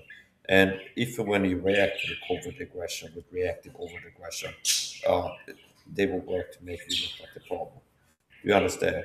Do you understand? It's like how the program operates would be like if I was a gang stalking agent working for this program, and there's another guy's told video, and it's like I want these people to get sent to go to the supermarket when they're shopping, and then it's like I do this every time he looks like this, okay, and then it's like they understand, and it's like he goes and looks and do this, okay, and then eventually, like if this happens every time he goes to the supermarket. Then eventually it was like, fuck you guys. Rah! Okay, I've had enough of shit. And then say, oh, there's a crazy person around screaming fuck everybody in the supermarket. And they need to go to the psych ward or prison or something like this. So this is a very evil and serious program that works to target in ways that are covert and subtle and other people can tell that you're being targeted. But they be able to tell your reactions to the target. So that you get targeted covert provocations, covert aggression, subtle targeting, discrete targeting. And I've said it before, if you react to covert aggression with reactive overt aggression, all people see is your aggression and you appear to be the aggressor. See? So that's how it works. So if you get targeted with covert aggression and you react with overt reactive aggression, all people see is your aggression and you appear to be the aggressor. Okay. So another like analogy to explain the targeting is like if I'm sitting at a restaurant and there's somebody else sitting on the other side of the table and I kick them in the shin under the table. Okay. Just kick them in the leg. Okay. And they go, what the hell, you piece of this, like this.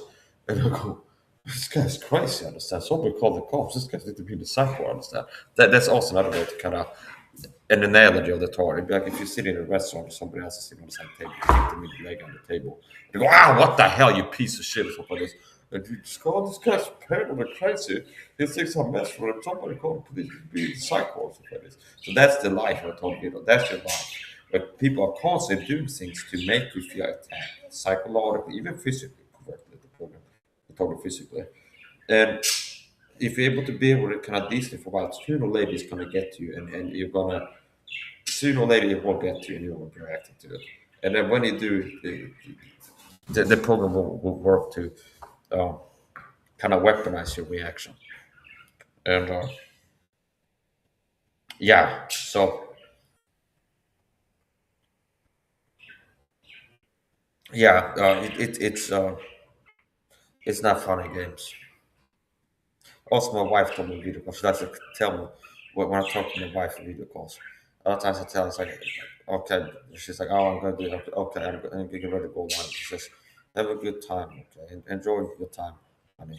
And I tell her, I don't really have a good time a lot, okay. I mean, it's like I don't really enjoy myself too much.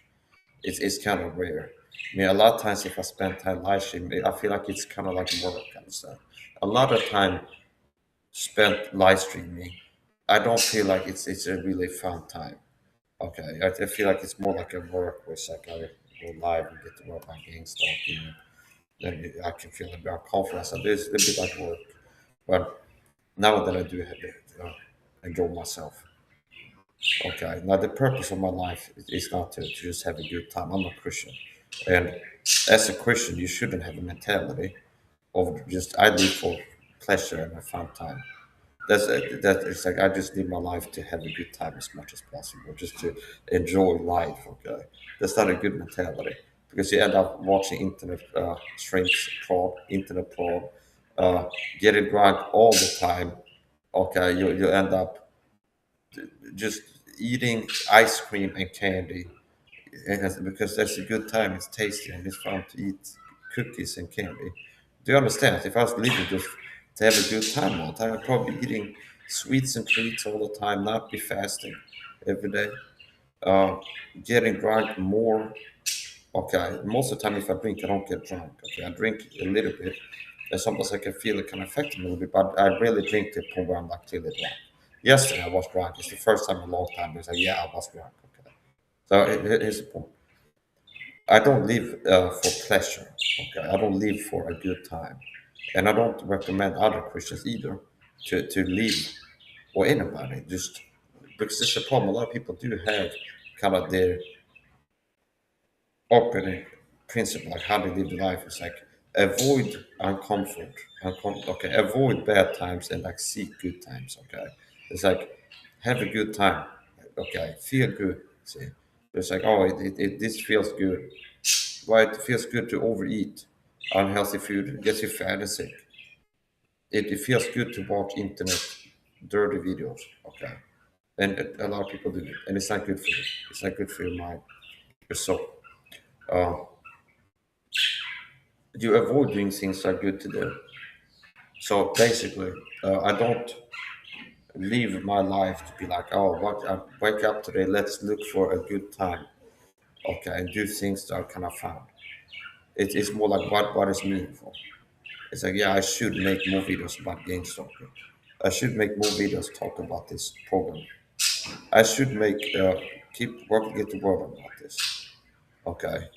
Um, it's like, yeah, I'm gonna do an unboxing. I should make a video of it, go live and do the unboxing live because content is content. So since I'm looking to go on social media and reach more people with the message of the gospel, I'm a Christian, like how to become a Christian, with the message of Gangstalked, the secret conspiracy. Uh, you don't reach people just sitting at home and just once a month you go live on the internet.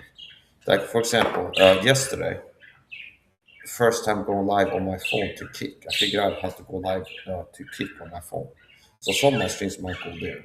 They're less sensitive than YouTube. On YouTube, if I be drinking whiskey, I feel like I need to do a disclaimer. Okay. But on Kick, that's more like a wild platform where people go to casinos and gamble and drink. There's a lot of people doing that on Kick. Okay. So it's a little bit less uh, disclaimer needed. Okay. Whereas on YouTube, it's like bizarre at this point. If I talk about vitamins that I'm taking, like if I gotta take my morning dose of supplements on camera, like it's B complex, vitamin C, this is like I need to go do a disclaimer. I'm not a doctor, talk to the doctor before taking the supplements, and then yada yada. So here's the point. Um,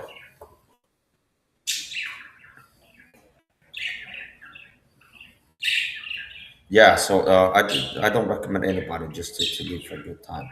And that's not like a imaginary problem. It's, oh, it feels good to say that. Sounds good to say that. There is a problem if you analyze this world. There's a lot of people, young men especially, that live too much for a good time. And being more like that, as I was younger, that just got me into trouble and bad stuff. So the more I've grown and the older I got, there's more. avoiding good times and seeking bad times that are meaningful.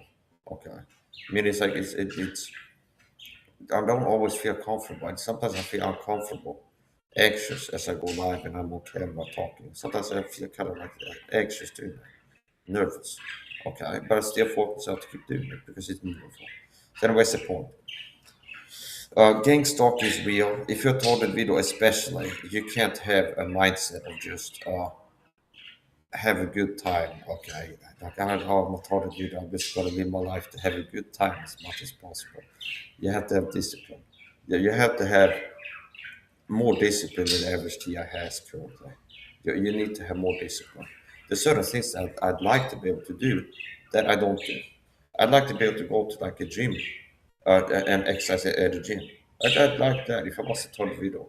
I probably like go to a gym and they have all kinds of workout equipment and stuff. But it's like I shouldn't do it because that's unwise as Tony Vito. It's too easy for them to spray more chemicals and hit me with all kinds of stuff in there. Um, and to do things to poison me, okay, just different things.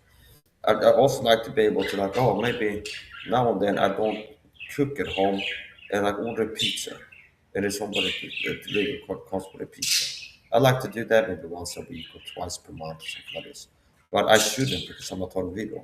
And that make it too easy for the point to poison me. If I be ordering home delivery of food, it make it too easy for them to poison me. Okay, even me ordering food online uh, is a bit of a risk, a calculated risk. Meaning ordering dry goods on websites where they have like you can buy potato chips and canned food and stuff and they deliver to your door. Even that is a little bit risky. Okay, but at least it's like sealed stuff. Okay, no, it's too easy for point to poison you if you go to a restaurant and if you order home delivery. So if you told video, don't order food like pizza or whatever you're ordering, like one of these. What we call a restaurant, you order home delivery and they drive it to you. You don't order that. It's too easy for them to poison you. Either they can get to a person, especially if it's an establishment you frequent. If you build a pattern of ordering, that will incentivize the program to get to the establishment. Meaning, if I started ordering pizzas from different restaurants in the city, the program will like now we need to get some of these pizza bakers to become agents for us, so we can get a like little order like, hey, if this guy orders anything from you, your job is to put a little bit of this mystery liquid on his pizza wherever he orders before you drop it. Do you understand? So it's not like, oh, it's only if people are agents that it's risky. But there's also ways that it could have. I'm not going to overdo it, but remember your total video. If your total video, poisoning is something you need to be aware of. The problem wants to poison you. There are real physical attacks. The physical attacks are not direct entry weapons, satellites, and outer space. Okay. Um,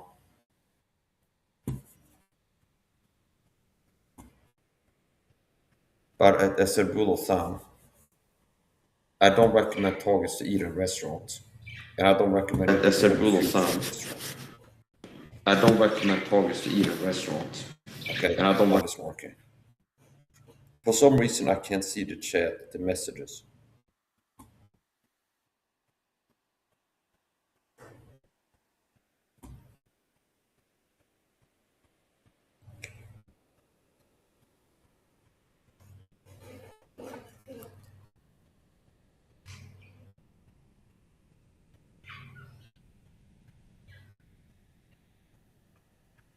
Live chat somewhere.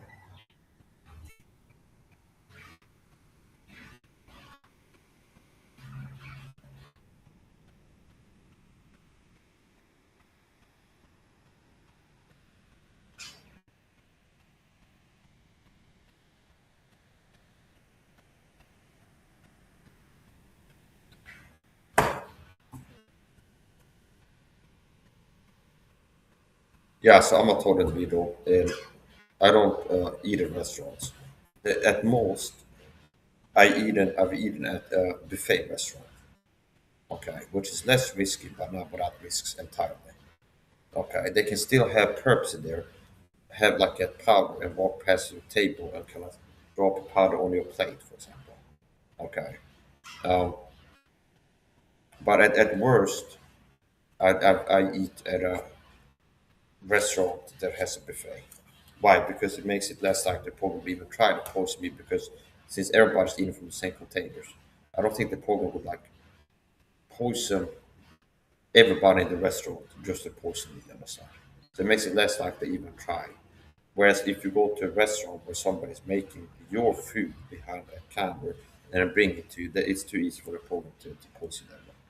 So certain things that I would recommend if you talk video and you're not looking to be super poisoned by the program is don't eat at restaurants as rule of thumb. At worst, eat at a buffet restaurant where everybody is eating from the same containers. Now, still, if you do, they can still have perps sent into the restaurant that have like a lot of spaghetti and get off the bar past your table and like spray a liquid on your plate without you noticing it. Or to walk past your table and like spread a powder, some heavy metal powder over your plate or something like this. And if you're not looking, it can have somebody get something like on your plate, okay? So even that I would recommend doing regularly. Okay, so now for some reason the chat came back. Now I can see the chat messages again.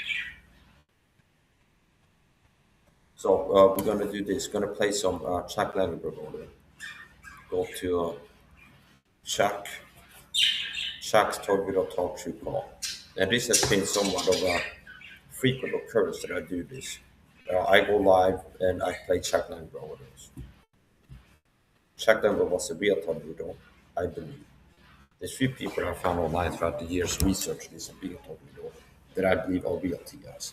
And Chuck Langenberg is one of the few people that I found online for information. And they look like a real TI to me. So I believe the Chuck Langenberg was a real Talk Video before he got murdered. So,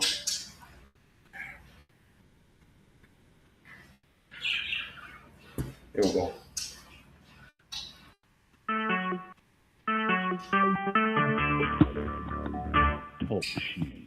Recorded live. Hello, my name is Chuck. My nickname is Van of Vancouver, Washington, U.S. Welcome to this show, TalkShoe show number 120297 at TalkShoe.com. This show is being recorded, and anything said will go into the public domain. Thus, everyone is entitled and encouraged to copy and republish any part of this call, of the MP3 recording, and any text that I entered into the accompanying text. You do not need permission, and no notification is needed. To find more of these public domain audios, go to the top right corner of any TalkShoe.com screen and search for Vancouver or show number 120297, or click the top left Live Now button to see which show is presently underway. The time out here on the west coast of the U.S. is 10:40 a.m. on Friday, June 8, 2011. This is episode number 3001. I have on the phone with me Loco in LA, and can you hear me? And how are you today? Yeah, I can hear you, dude. That answer is a little long. It's 10:40 p.m., not a.m. I'm sorry. Thank you. 10:40. Yes, 10:40 p.m. on 12:40 a.m. in Louisiana, East Washington. All right. Anyways, I just wanted to say I couldn't log in I couldn't use my PIN to log in under Loco in LA because it's being used in another call right now, which is not, I mean, whatever. Yeah, no, I have a question for you. It's pretty informal, but... I mean, I might have an answer depending on what question, but I'm not giving you shit. I gave you totally... information before, and I had to learn new trends all over again. Totally understand. I have a question. It's up to you. I appreciate but you had me remove 3 calls that we did, and Dude, I'm asking... Keep harping on that. Like, you talk about this shit every time I see you. Like, yes, you removed my calls from your show. But it's in the... But this is in the... This is in the recording, and it's never been recorded. I've never had you on a recording. This time I'm not going to remove it. And I'm just asking why you had me do that, please. Oh, because I wanted to. That's why. So. Okay. So what's been going on with you since those calls were in the fall of 2010, and here that was close to 2 years ago. What's new going on with you, please? All the same, it's a different day. Nothing new. It's all the same, Now different day. You made the comment the other night that we're on different sides of the fence. What did you mean by that, please? Well, I just mean like I said, 75-25, maybe 25%. So you think I'm? Go ahead. I give all these guests and all these people logged in. Maybe we might have 2 real people in here looking for valuable information. The rest of them are just citizens. I might even know of at least one of them, or they might think they know everything about me. But So that's what I what's learned on about your? these calls. It's nothing but fucking pills and phonies. I might start doing more commentary, making more videos, playing check numbers, audios, and then have the volume button so I can actually hear it. It's not just the viewers hear it. And then pause and do commentary on check number audios. So, Gangstalked is real, and it's a global issue. So there's people in America told there's people in Sweden. And I don't know exactly how many. There's no unknowns, no unknowns, no unknowns. Here's the thing. In my estimation, maybe there's somewhere between 10 and 1,000 tornadoes in Sweden. I say most like 10,000. People that know that they're talking about the secret program. Will destroy life. I'd say somewhere between 10 and 10,000 tornadoes. In America, I would guesstimate between 10,000 and 100,000 maybe.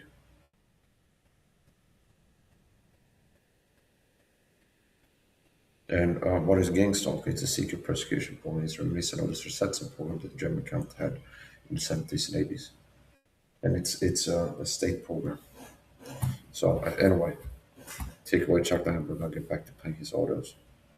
This is what are we at? Number 1, 2, 10, 24. Yeah, we're at a lot of shells and phonies on these calls at TalkShoe.com that are targeted individual oriented. If there's any real targets listening to this call, don't tell these people shit. Don't tell them a fucking thing. Don't get on these calls and think you can build trust with somebody and you can trust anybody from any of these calls with anything you don't want everybody to know. I never did. Let's have some more on that because I totally agree with everything. I'm sorry? I'm not trying to elaborate on anything. Okay. It's cut and dry. It's pretty cut and dry, and I am totally with Loke on that one. So what's been going on with you in the last 2 year and a half since we've talked?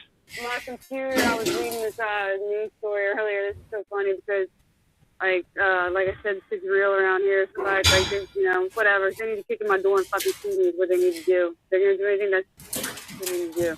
Anyways, I had put up a story earlier about this woman that was shot. There was car fire, 11 shots into a car, and it just fucking switched that tab all by itself. Amazing. Just did that. But I mean, targeting-wise, in your life, what's been going on? Do you mind telling us?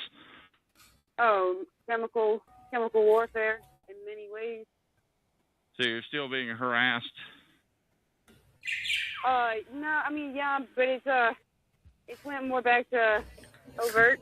Yeah. Like not overt, but they think they're overt. I'm seeing fucking familiar faces everywhere. They just don't know how familiar they are. Being put in the drunk tank. I had to undress. I even have to show my leader to ask.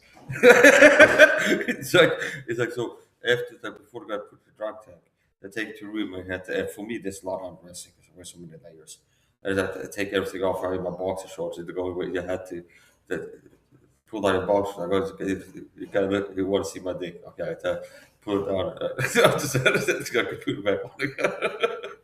Okay, so I guess gotta make sure you don't have something like some knife taped to your butt cheek or something like this. You're trying to smuggle in there. But most of the time, people end up in drug tech. It's not like they plan to go in there. So there's a few people like looking to be like, I'm trying to figure out how to get locked up in drug tech for 8 hours. I said, this is okay. Not his support. I also had like a snooze, nicotine pouches, like a can. And then since I kind of had it open, I didn't know what I was going to do. So I had a nicotine can.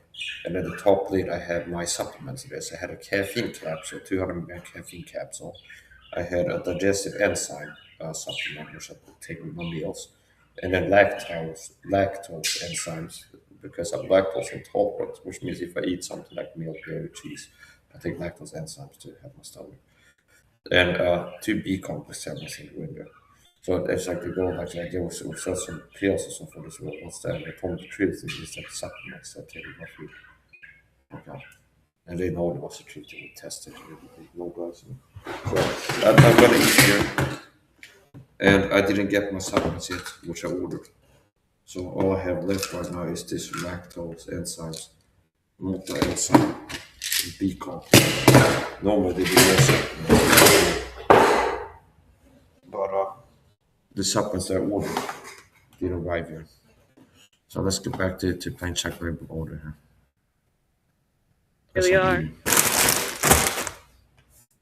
Okay, and people are but so they think they're harassing, but it's not bothering you very much.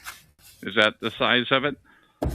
Oh man, you know what? It's like what can you do? What can you do? You know.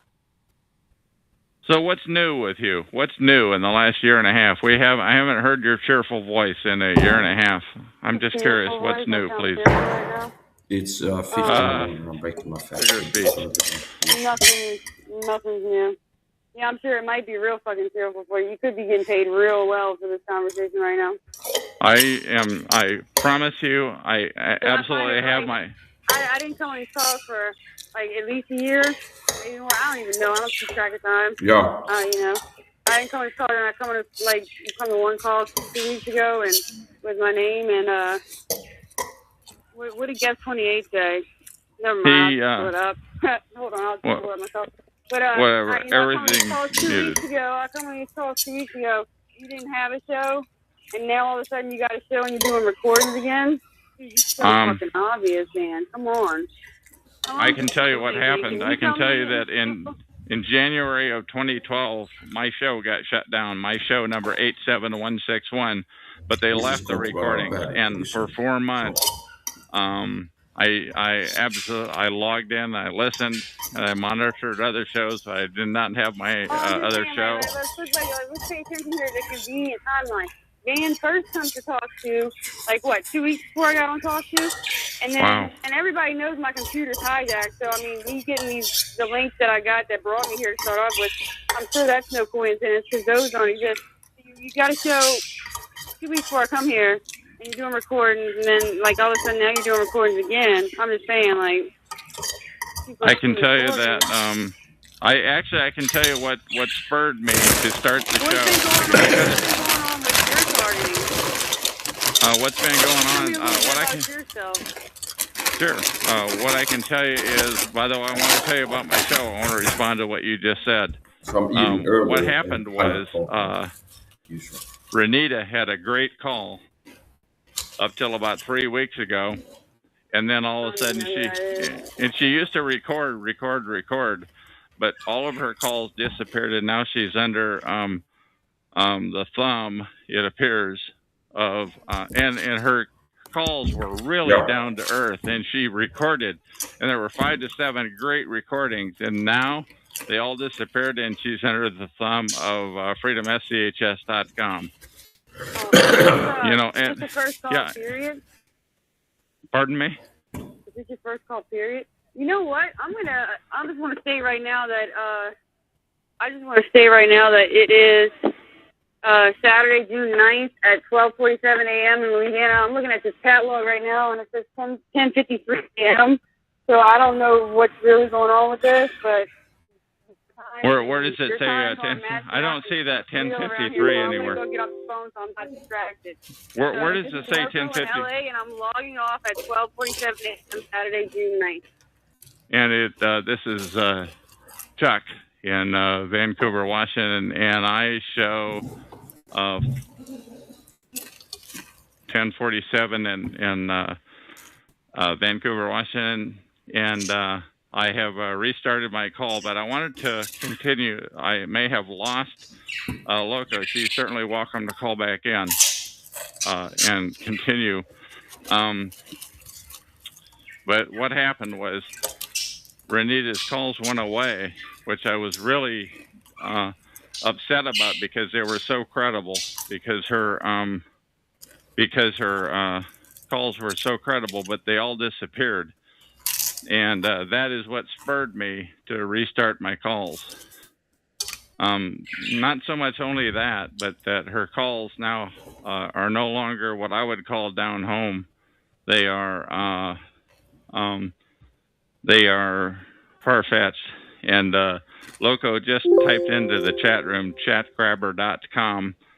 So you can enter chatgrabber.com and enter this call number 120297, and then select out this date, which would be the top one, and you can listen to this recording. That is the end of this recording. We're going to click the end button.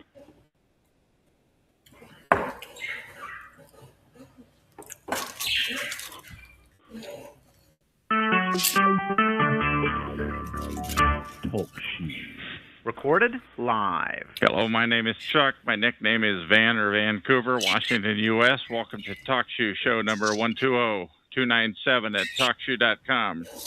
Anything said will go into the public domain. Thus, everyone is entitled and encouraged to copy and republish any or all of this MP3 recording file. You do not need permission, notification, or attribution.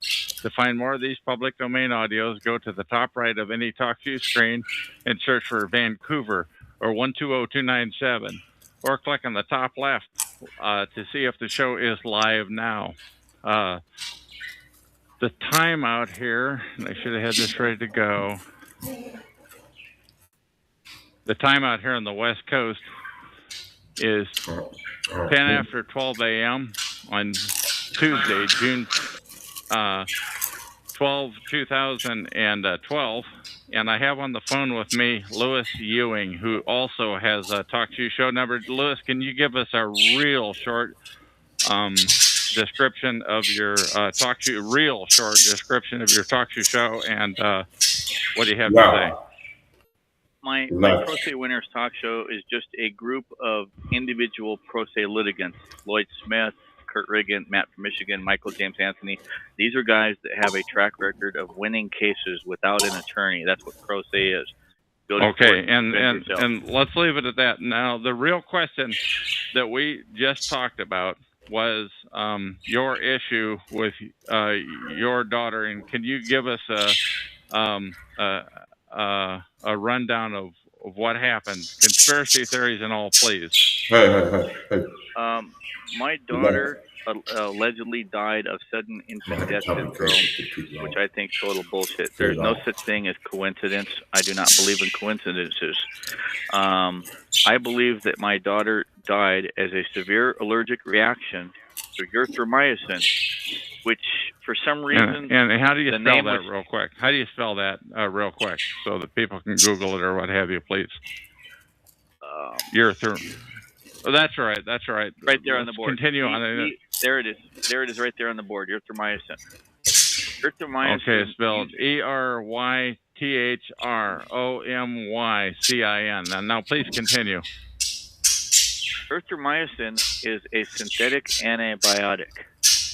And what I discovered is you're not supposed to use erythromycin unless you have an established and proven allergic reaction to penicillin, which is a natural antibiotic. Now, you talked something about slow acting and fast acting, and where the one is they can give you a shot, and another is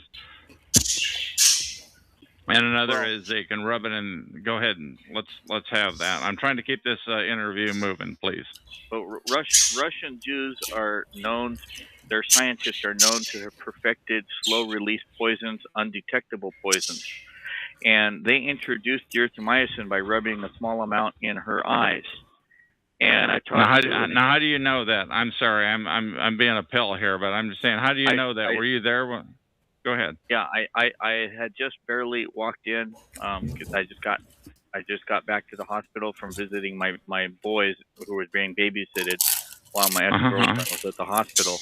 And when I walked in and I started talking to her, all of a sudden the doctor came in behind me, was examining the baby, and all of a sudden I turned to look at him again because, like, why was he, like, spending so much time? And he was rubbing something in her eye, and I yelled at him to stop. What was he doing?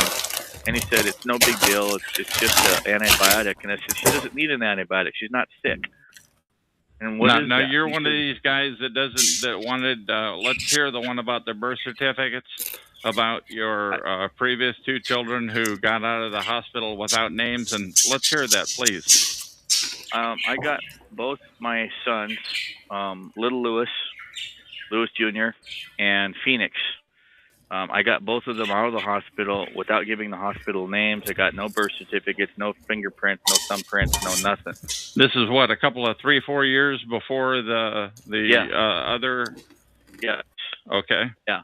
And why did you do that? That's because you're one of these guys that doesn't. Go ahead. I don't believe in having state issued IDs. I don't need the government's permission to exist. I don't need the government's registration of my name.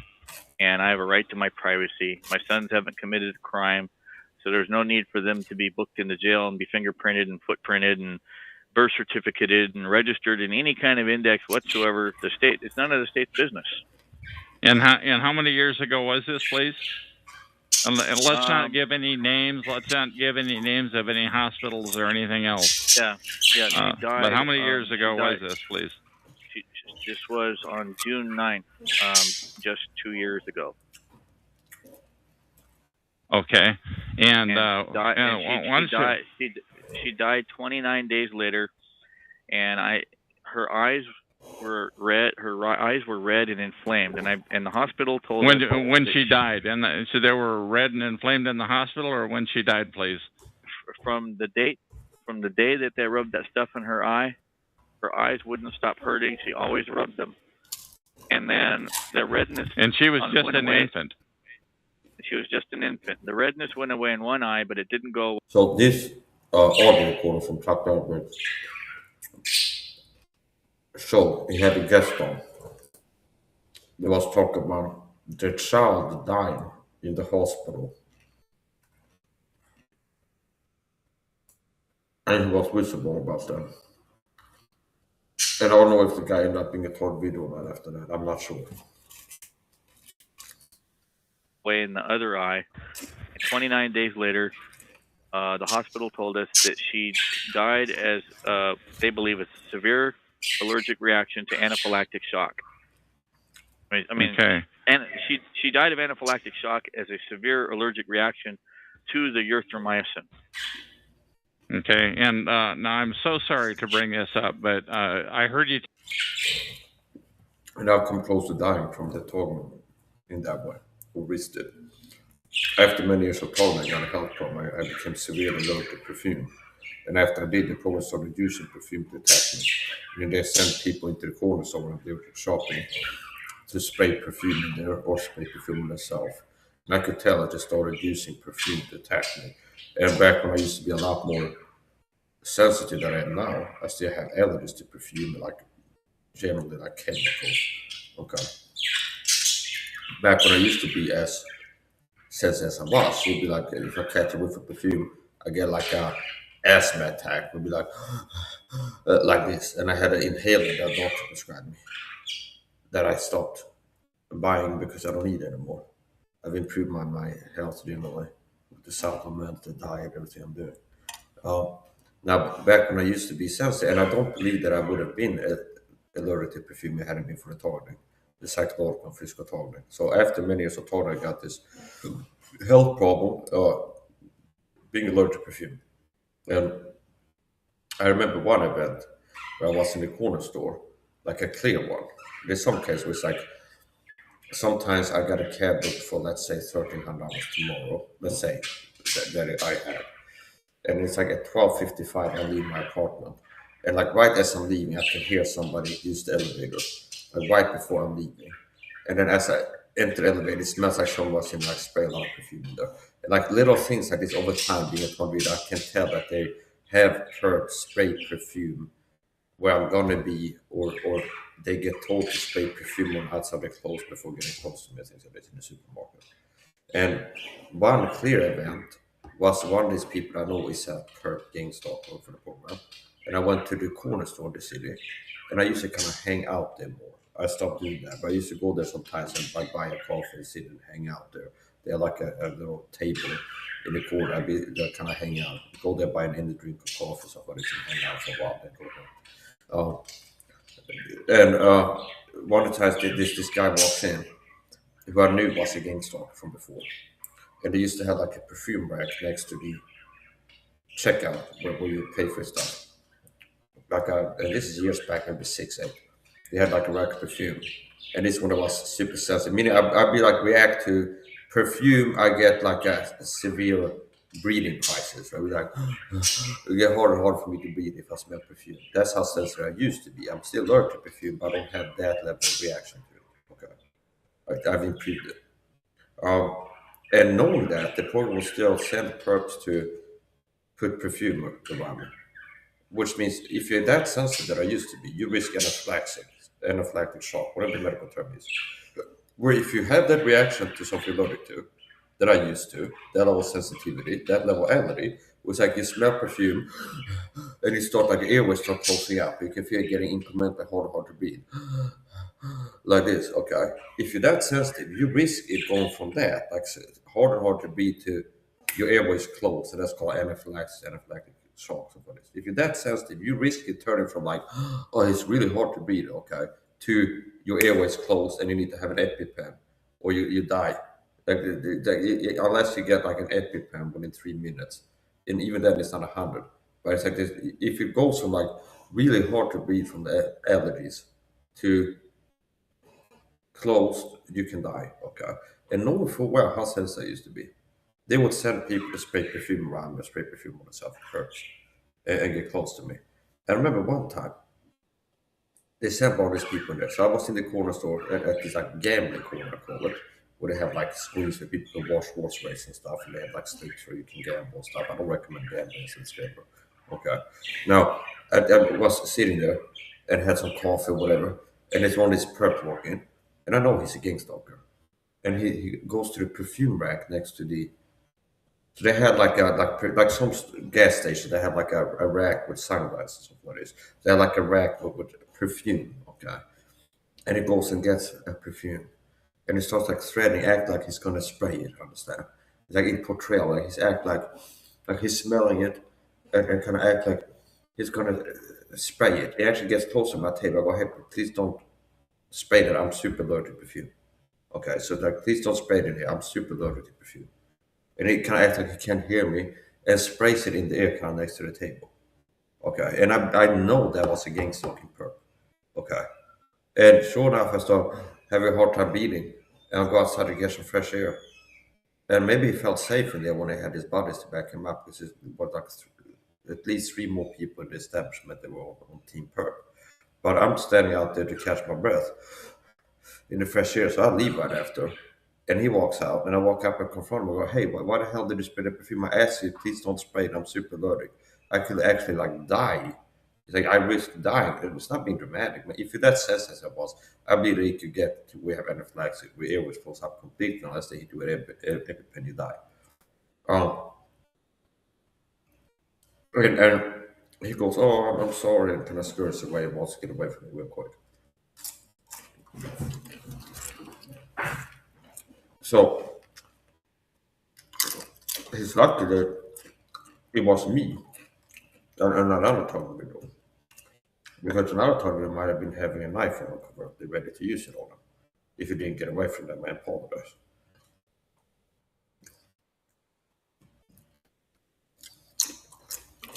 So this program is not throwing games. This program has attacked me physically in other ways. Do you know how sick that is? It's like I'm a total bit, I'm allergic to perfume, and the program sends people to spray perfume in the store on there. Literally to that level, which I could die from. Okay. That's why I even talk about chemical warfare. I've been talking about chemical warfare.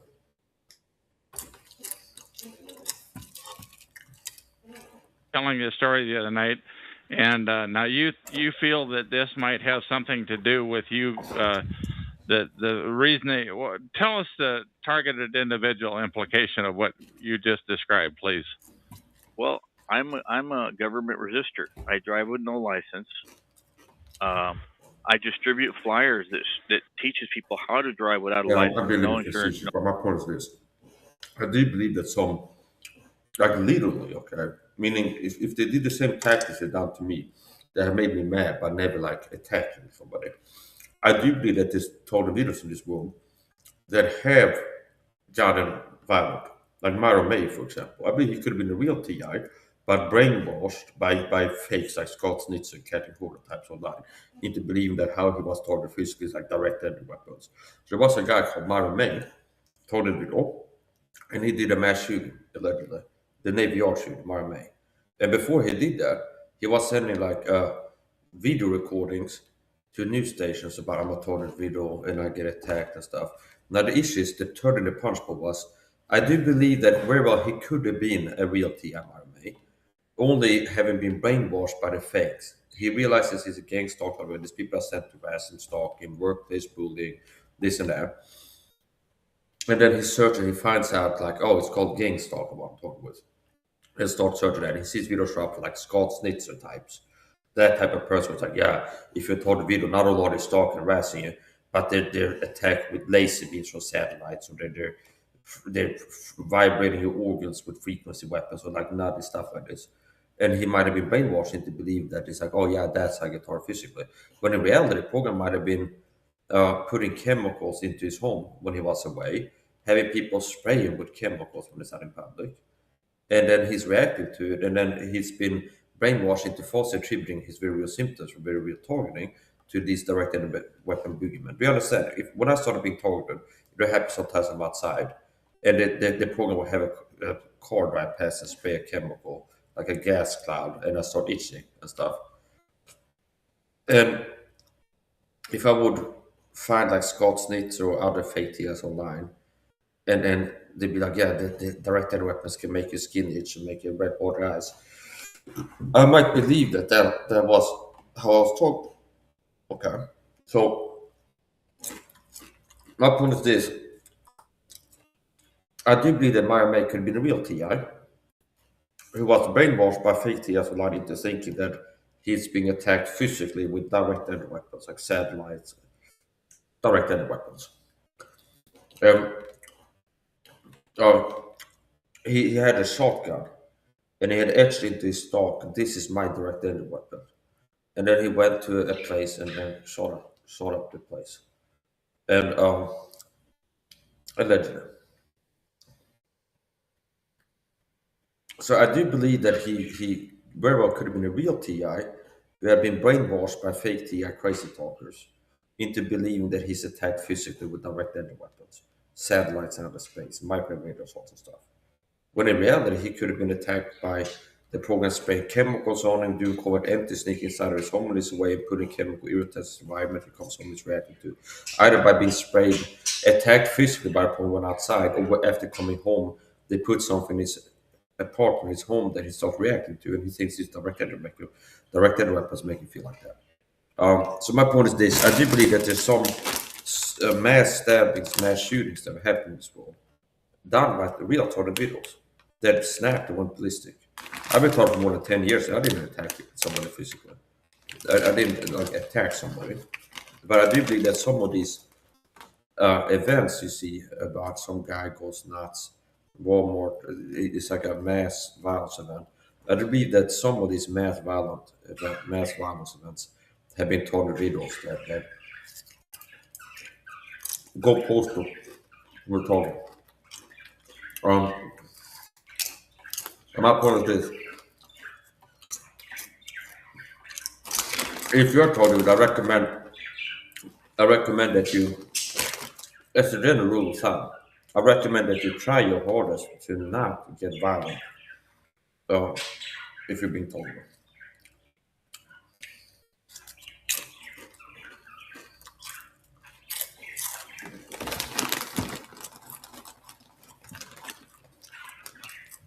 Seatbelt. So if you're told the video, you do get physical attack. Food poisons, chem sprays can be used on it.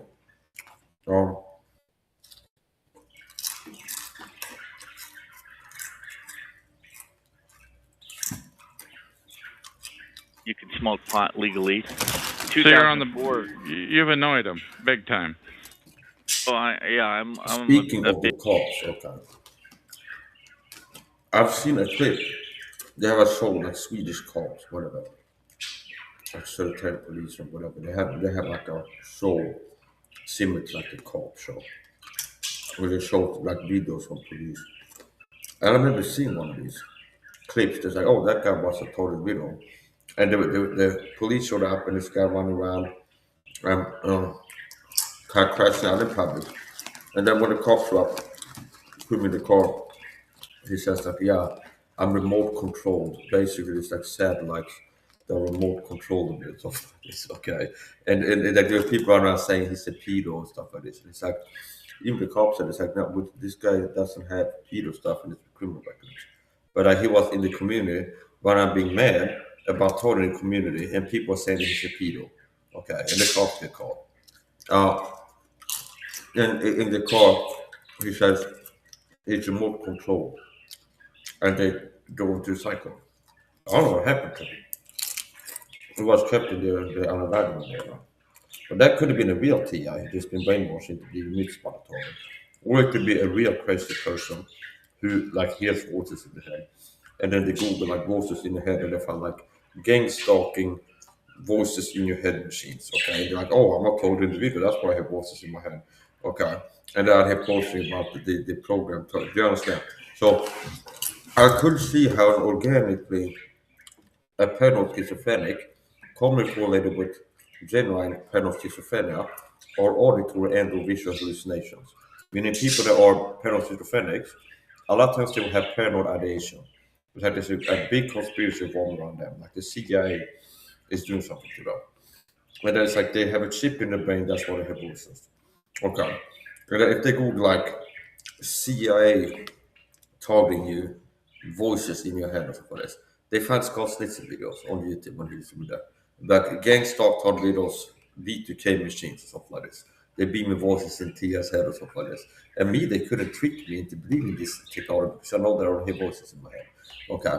So my point is, most people out here crazy talking, like I'm not talking video, the V2K machines I used on me. They're counterintelligence agents. They're fake videos, and they have a job to go, oh, this is real to you. I might sound at you in a forum flashback about Gangstalked. It's like, yes, it's real. We need to send some fakes. And it'd be like, yeah, Mike, I'm also a T. It's like they're looking through my eyes with satellites, and they're changing my emotions with the technology or something like that. Like a crazy talk. So the people go, oh, okay, these people are not. And then you have a few real,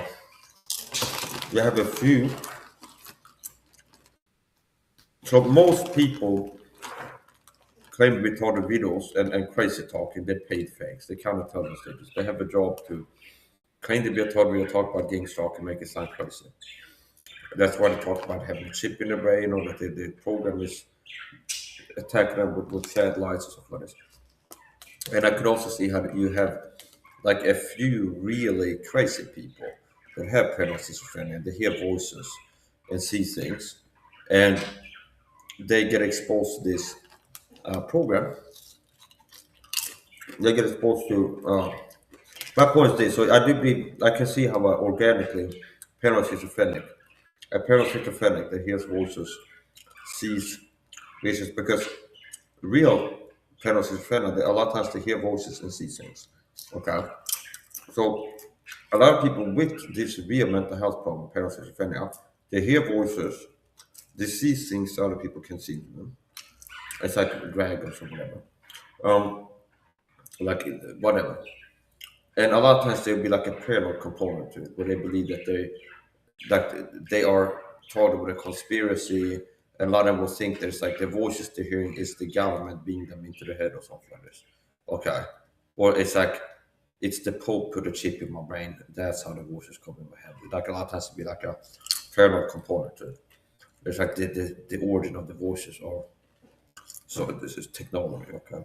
So if a person like that is like Googling voices in your head, they're gonna come across if the person is like researching their issues online. When I talk to the doctor, they search like voices in your head machine or something like this. Okay, it's like they'd be more like the five cosmetics videos when I say like yeah, Gangstalked videos. The program definitely has technology where they can put thoughts in your head and B2K machines are used on it since it is. So my point is most TIs online so-called are fakes. Most TIs online are fakes.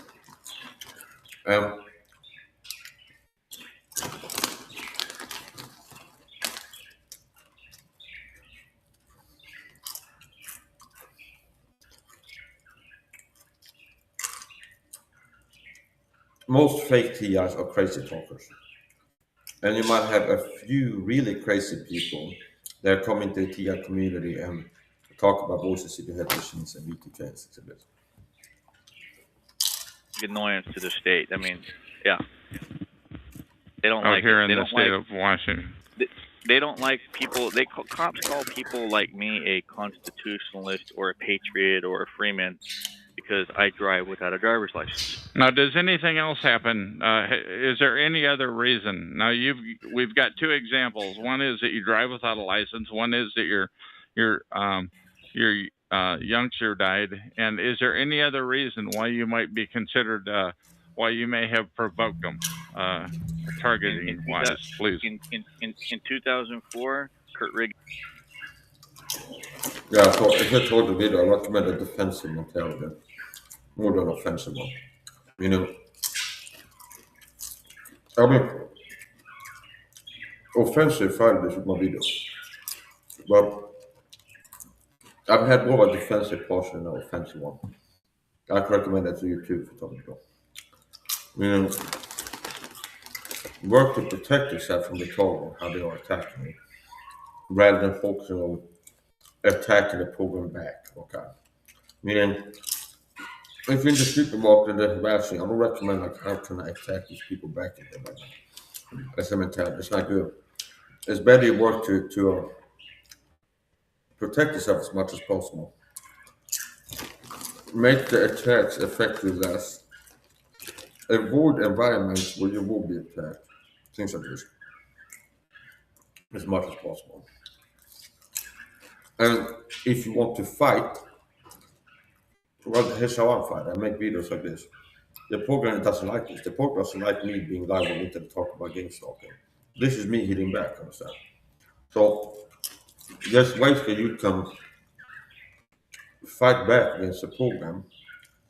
They are not illegal and not even immoral. And I beat the largest marijuana case in the state of Washington ever won by a pro se litigant. What is legal and Kurt what is got moral are not always the same thing. Meaning in Sweden, abortion is legal. Okay. But it's a single murder. Also, lying is legal in Sweden. Okay. It's not illegal to lie, but the Bible says it's a sin to lie. So it's not that if you're a Christian, so just look at what the law book says in your country, and that's going to teach you how to live as a Christian. Because the laws, local laws can say that it's okay to do something that the Bible says is not okay. And then also local laws can say that something's bad to do that the Bible doesn't say is bad to do. Now, Bible local laws are going to self-defense is, but now this and this. Bible local laws generally at all times is my recommendation. For multiple felony counts of manufacturing marijuana. We're talking 100. These perps are.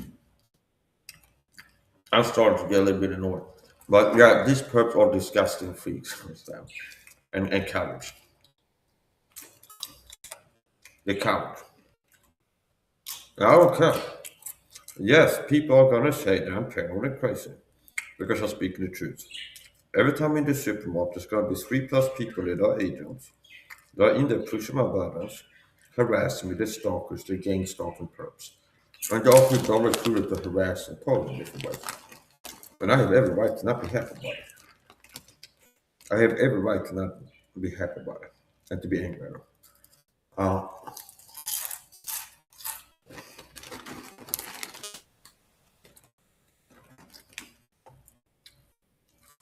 166 pot plants, all over 6 feet tall, the best purple bud you'd ever smoked in your life. We beat it Okay, we trial. don't need. Okay, and any other reason why you might have provoked the law, please? Any other reason?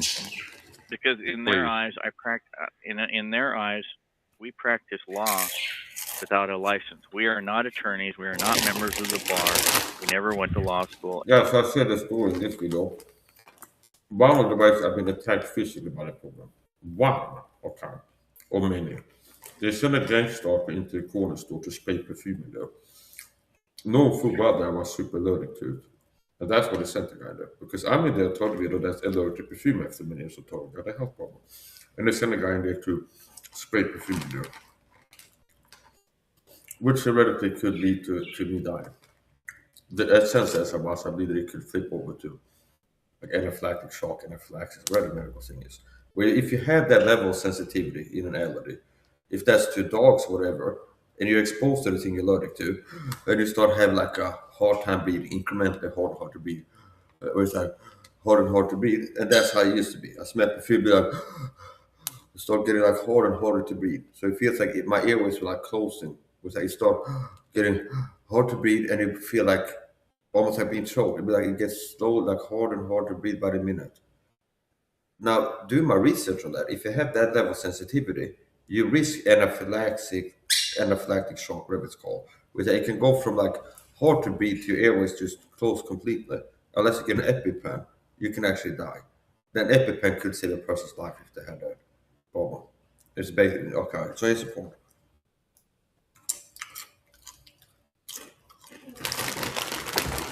And actually, I asked the doctor once, when I used to have the level of sensitivity, if I could get one of those EpiPens, because I heard they can save your life in case it goes from being that harder to breathe to you can't breathe at all. And I go, well, do you have like red marks on your neck? And I go, not that I've noticed stuff for this. Well, maybe if you have red marks on your neck, you need one of those. And I go, okay. And I didn't get one. Okay. Now, thankfully, I've been working to improve my health, so I'm not as sensitive to I still have allergies to perfume, but I don't react as strongly if I get exposed to them. So here's the point. That's one way I've been attacked physically by the program. So do you understand?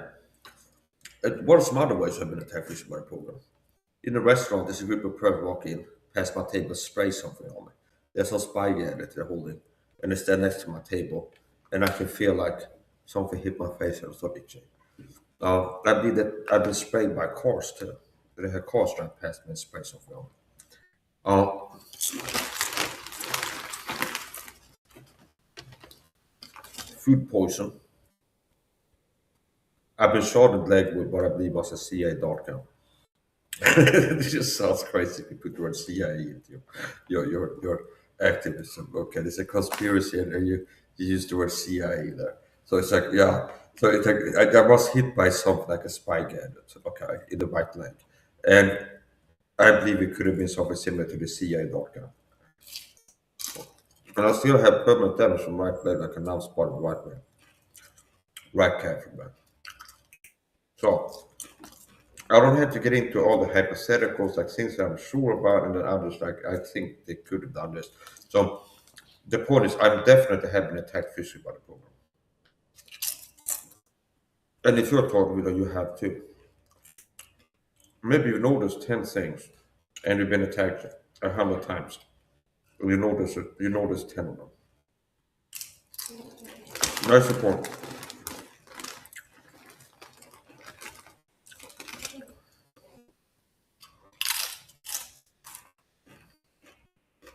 No wonder I'm angry at these people.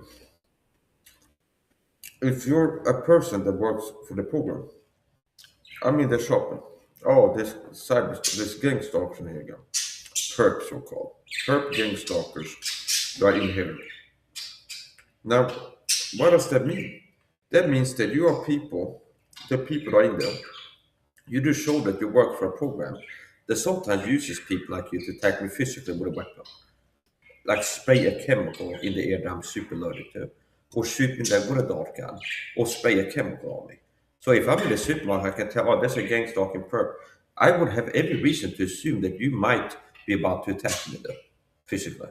Like has happened before. It's like, oh, I'm in the corner store. Oh, here's one of these perps. Oh, they sprayed a chemical in the air that I'm allergic to. Or they walk past me and they hit me in the leg with something. A weapon. Okay. So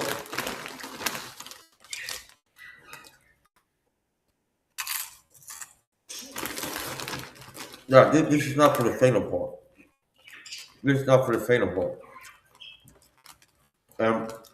Really, maybe I should make more videos, like coaching TI survival videos, and pass on some of the secrets to success, meaning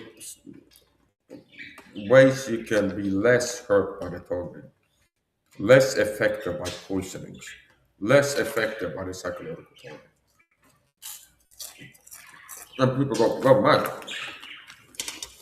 if I talk about how I can teach people how to reduce stress and anxiety and stuff. Oh, but Mike, sometimes I see you crashing out, being really angry and not calm. Yeah, but imagine how it'd be if I didn't know what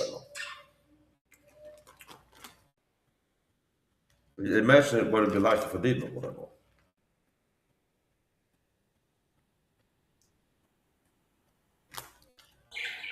Back to the checkline order. And they can't have that. They can't have people who are not members of the bar. Okay, any other examples of things that you have done to really annoy them, to really get under their skin? Well, also, vice gang stalking is a secret program that recruits people to attack a person with psychological warfare and physical warfare, mostly covert, meaning subtle secret.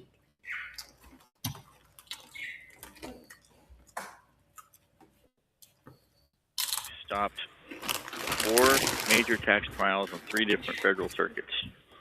Okay, now you're making that's some pretty big accusation that we're making. That I believe it was an accusation. Correct me if I'm wrong, but that that we're talking about potentially they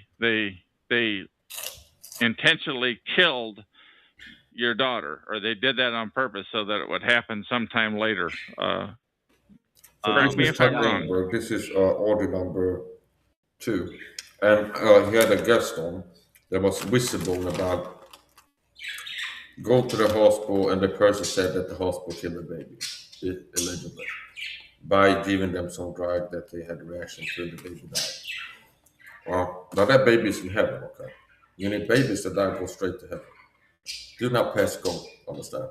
There's no like Catholic purgatory. The baby has to be in hell for a while to burn away the non-existent sin nature that you never had imputed onto them. Here's the point. So babies go straight to heaven. If a baby dies, they go straight to heaven. So if you listen to my videos, I talk about salvation and people being lost sinners, and if people don't become Christians, they don't get saved before they die, they go to hell. Okay. Now babies are the exception. If a baby dies, okay, if a baby dies, it goes straight to heaven. God takes it straight to heaven, because it's like, would you throw a baby in hell? You're not better than God, understand? So it's like God is not going to throw an innocent little baby in hell. It's not going to happen. So Satan would probably, if he could, he'd probably have been Satan. If he could put babies in hell, he'd probably do it. He'd do it. I respect him to do it. I suppose. So that baby is in heaven now.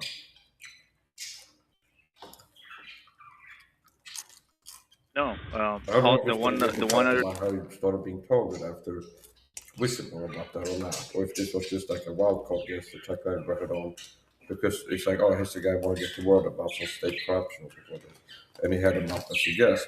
or if we will get to there he goes that he's been told that I have to start to speak out about the baby dying in the hospital. I'm having a phone call.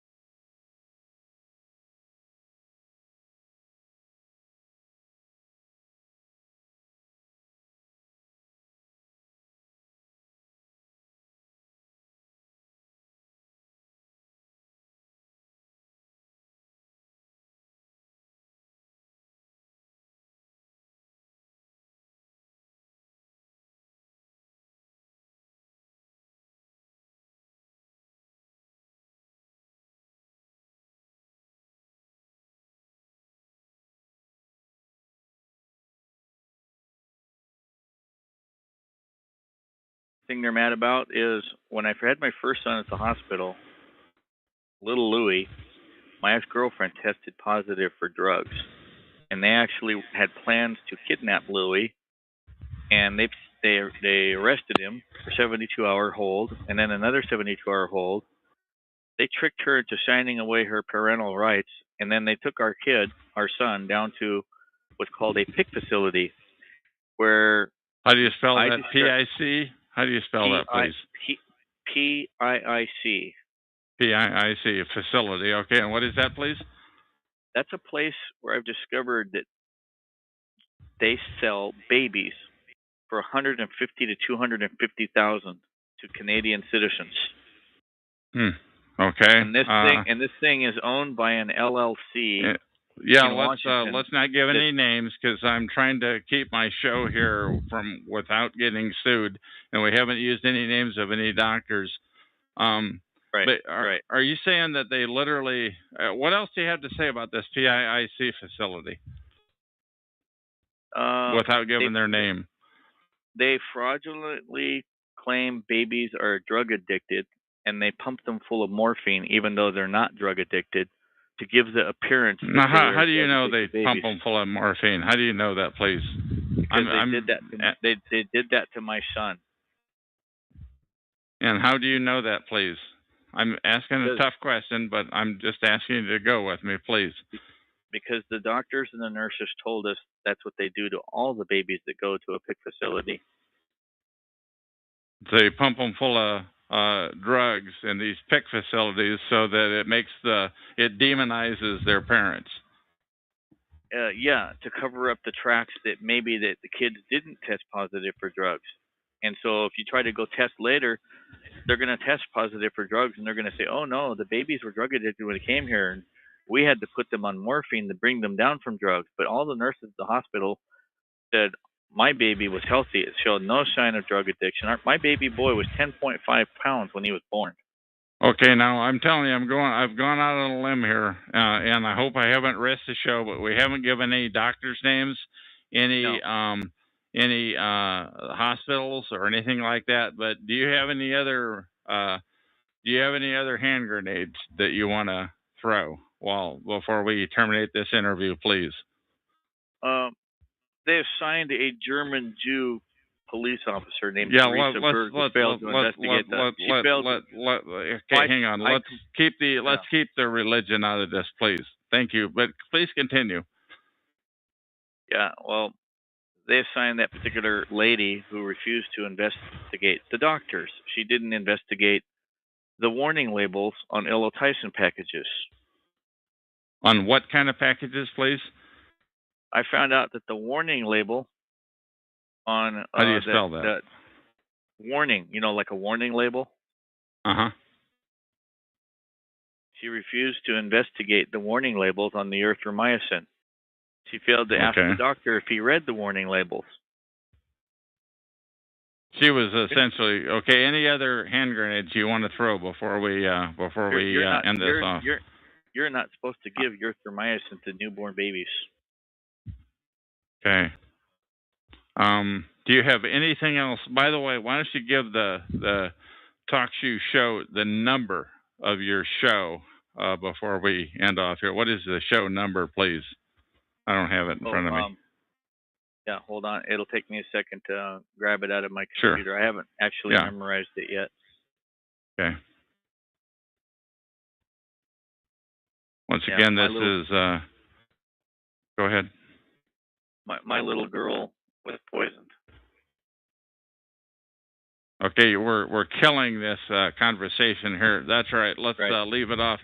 Do you have anything else that you want to say before we terminate this interview? No, I'm just gonna post. Well, let's not post it. Let's see if you know what the number is. Let's say it on the recording because a lot more people are gonna hear it on the recording. 120418. Okay, so the TalkShoe show number 120418 is Louis Ewing's show, and that's called what again, please? Pro Se Winners. Okay, and you're on, when is it presently on, please? Every Friday at 6 p.m. Pacific Standard Time. Okay. Anything else that you want to say before we call this recording to an end? No, I'm good, thanks. Okay, Louis, this is the first time I've talked to you. I've heard you a number of times on various shows. Thank you. Once again, my name is Chuck, and this is the end of the recording.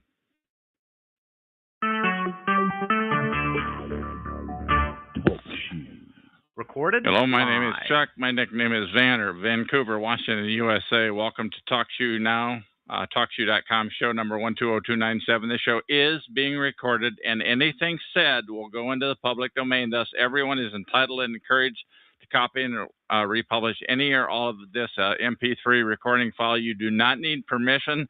No notification or attribution is necessary. To find more of these public domain audios, go to the top right corner of any TalkShoe.com screen and search for Vancouver or show number 120297, or go to the top left live now, click on that.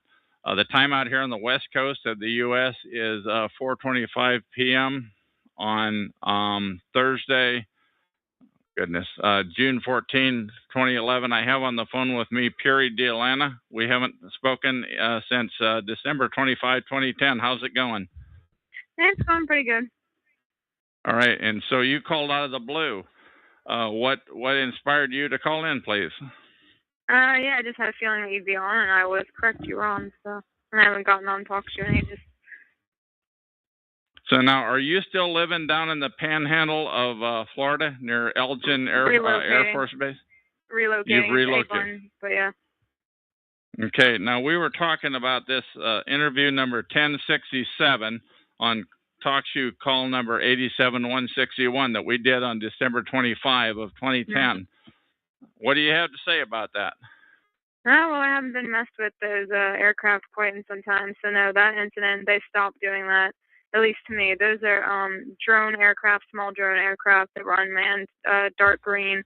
And they were actually engineered by an off-branch of engineering students that some of them intern at a corporation called Suns Microsystems, which is a computer technology system. How do you spell that? Suns, S-U-N-S? How do you spell that, please? Microsystem.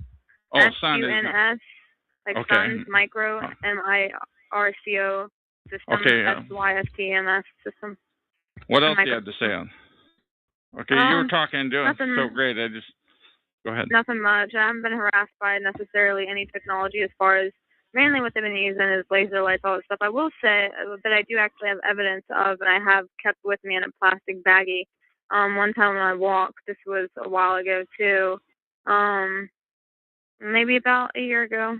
I don't know, somewhere around then. I actually found a small microchip on the ground about the size of half your fingernail or your big thumb fingernail if you're looking at it. And I actually have it saved, and I actually have pictures uploaded, and I actually still have the evidence with me, and I cut the chip in half, and you can actually see where the copper is and all that stuff. And I found it on the ground during one of my runs to the entrance of the EOD base. Okay, tell me more about this. Tell me more about this this aircraft that was stalking you. As I recall, you were like a block outside of Elgin Air Force Base and the Florida It was Panhandle. Eglin Air Force Base, and it's Eglin. off branch of Eglin Air Force Base. It's not actually. How do you spell that? Eglin? Eglin, yes. And it's off branch of that. It's an off branch of that, which is actually an EOD base. They actually have a bridge that they put up now over that before the entrance of the base because they're doing highway reconstruction. That's a whole different story altogether. But yes, during that time period, before any of that was going on, you have neighborhoods that run along that strip called Range Road.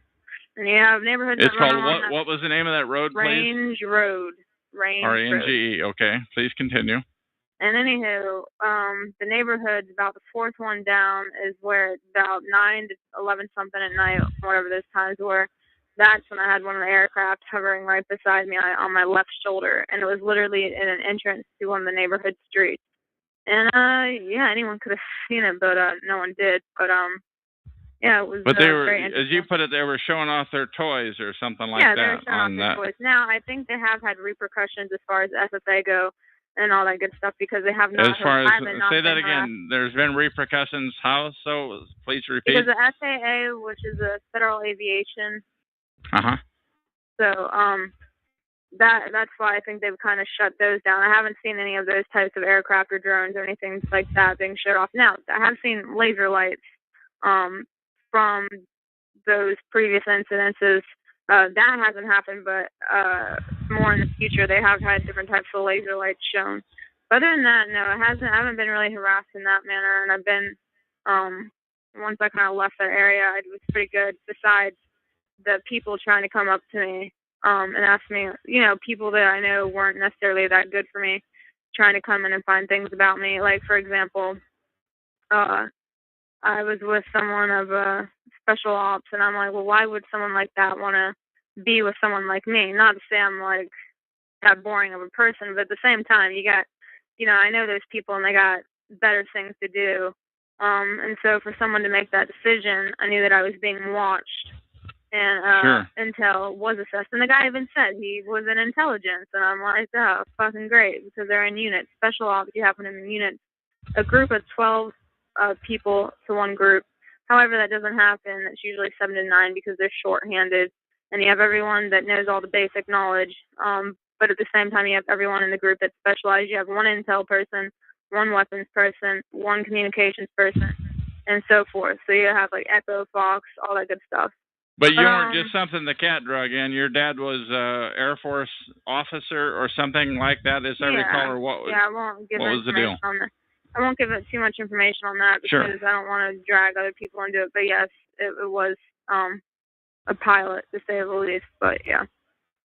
Okay, so that might be one reason why they're stalking you. What would you call it? Stalking? Surveillance? What do you call it? I would call it surveillance. I mean, I had been left alone for a while. I do consider myself a psychic, and I do think that has something to do with it. I have been approached by military before at a metaphysical event to literally ask me questions come out of nowhere. I was harassed one time at a metaphysical event a few years ago by a man and a woman, both in their middle ages, both Caucasian but not pale. One was 6 foot. The woman was like 5'4", 5'5" maybe.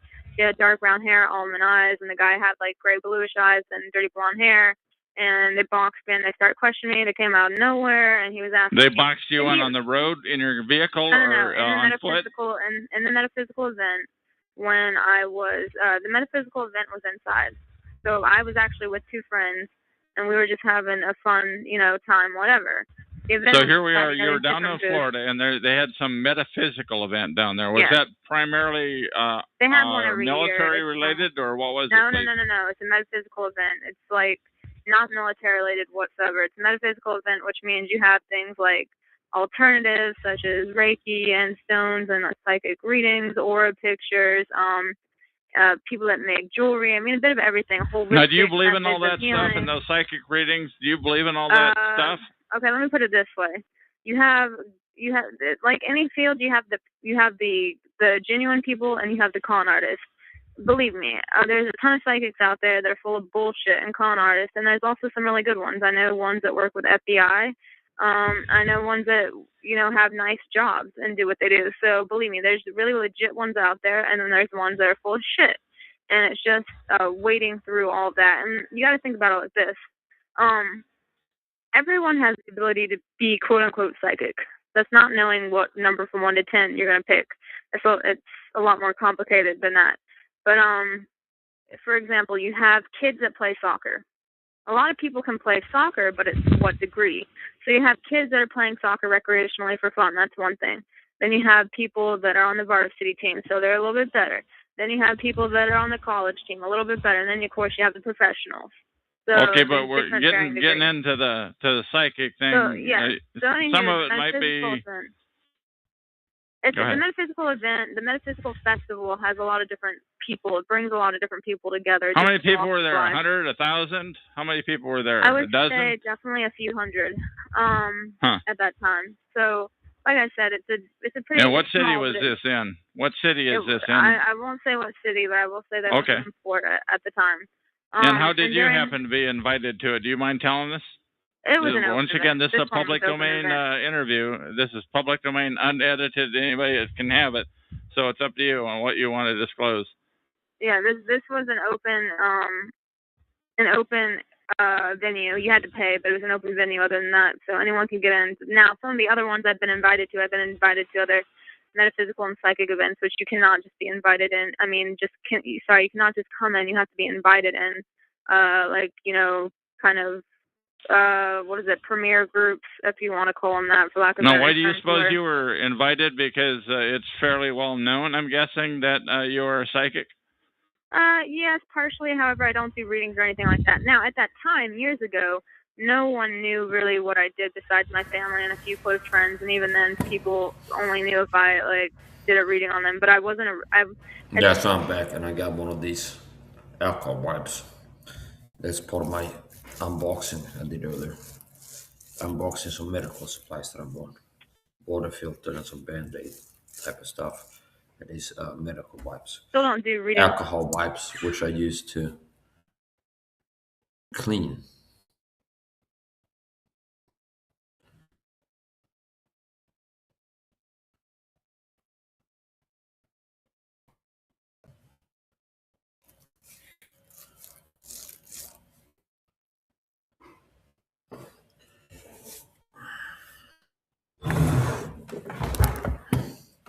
You know what? I'm going to start.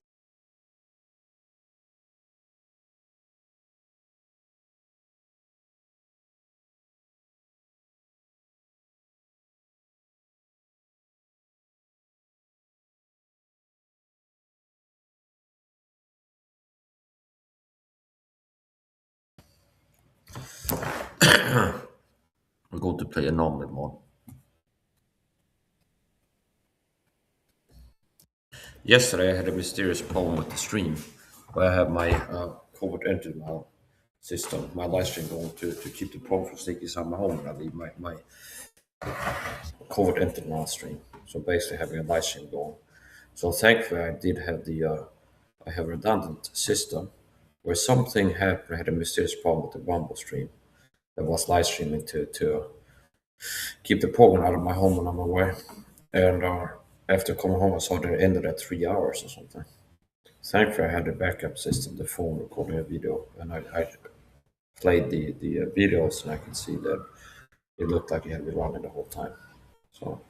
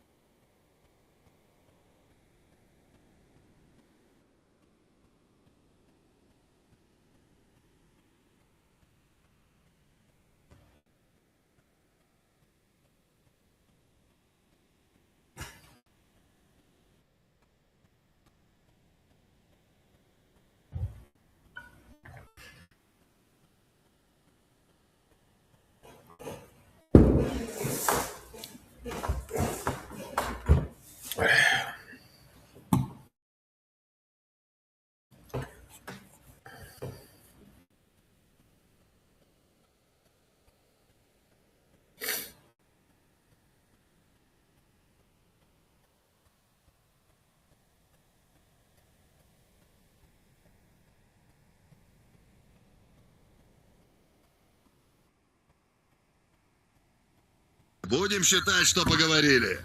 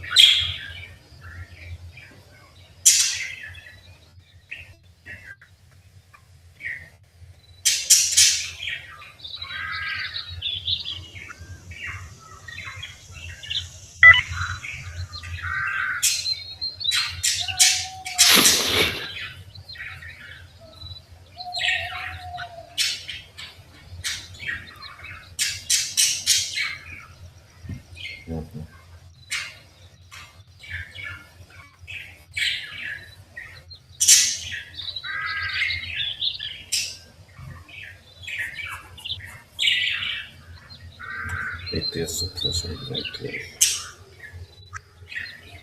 Yes. Yeah.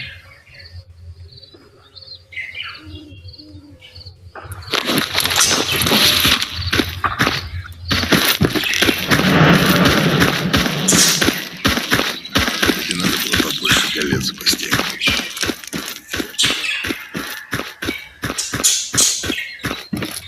Да ты рассказывай.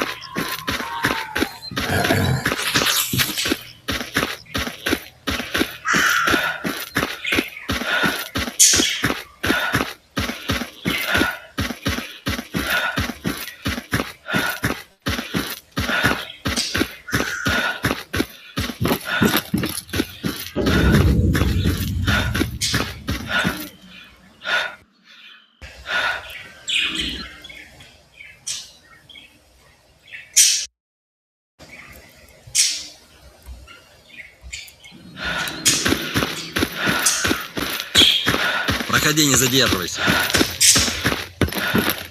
И надо было побольше колец спасти. Сталкер, оружие за спину.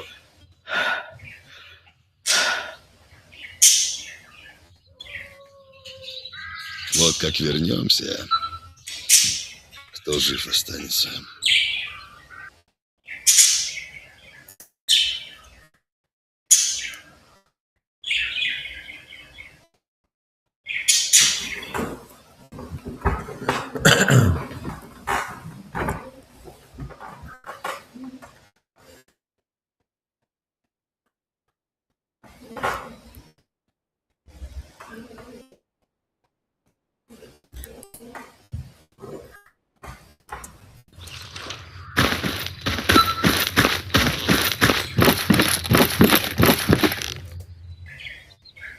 Заходи, мэн. Отдохни с дороги. Легкой дороги.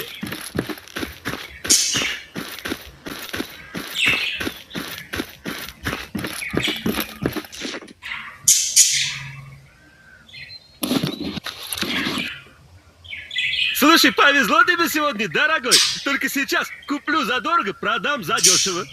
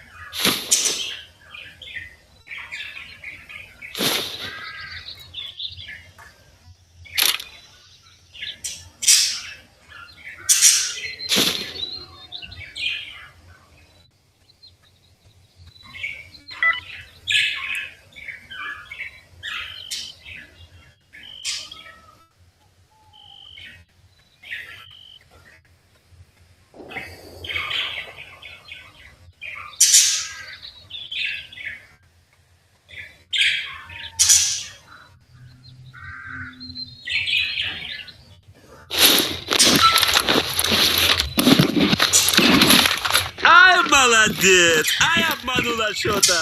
Будет Ашот с тобой теперь внимательнее.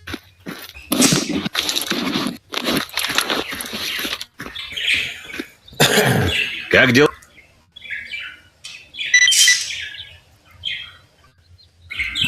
Ну, не пуха.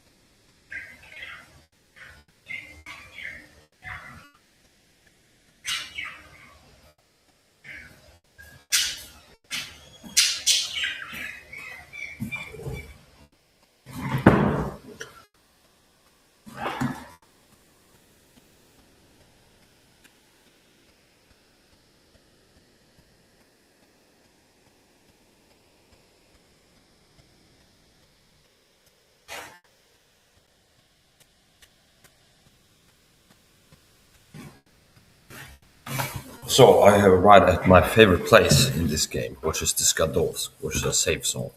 That's my favorite place in this game, the Skadovsk, which is an abandoned ship used as a base. And they have traders there and a technician. And if you start this game a normal mode, I recommend as a rookie player, if you're starting out, especially picking Lone as your faction and starting at Rookie Village, and then eventually make your way to the Skadovsk. And it's kind of tricky to be able to have a technician, so they have like technicians in the game. Somebody can perform modifications of your equipment, your weapons and all that stuff. And you have to find all 3 toolkits to be able to perform all 3 tiers of modifications.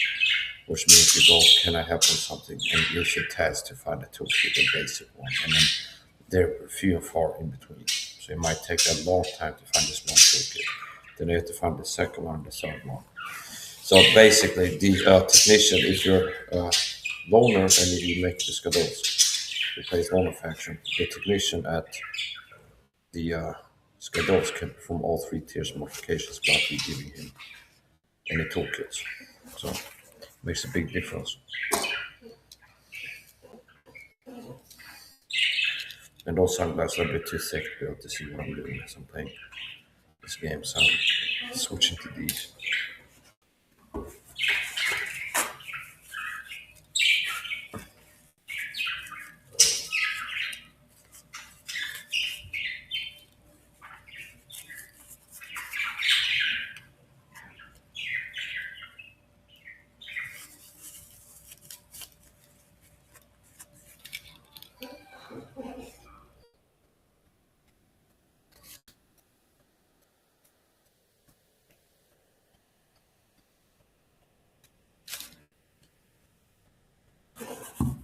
Okay, here we go.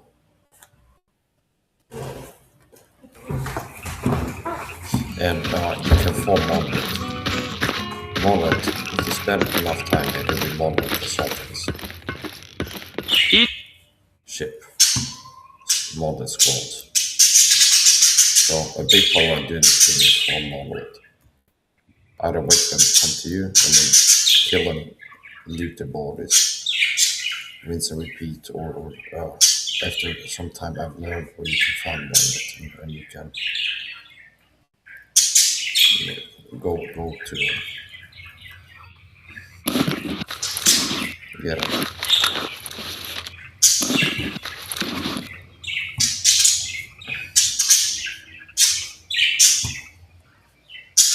So as you can see here, you can perform all 3 tiers of modifications clean without giving him any tokens.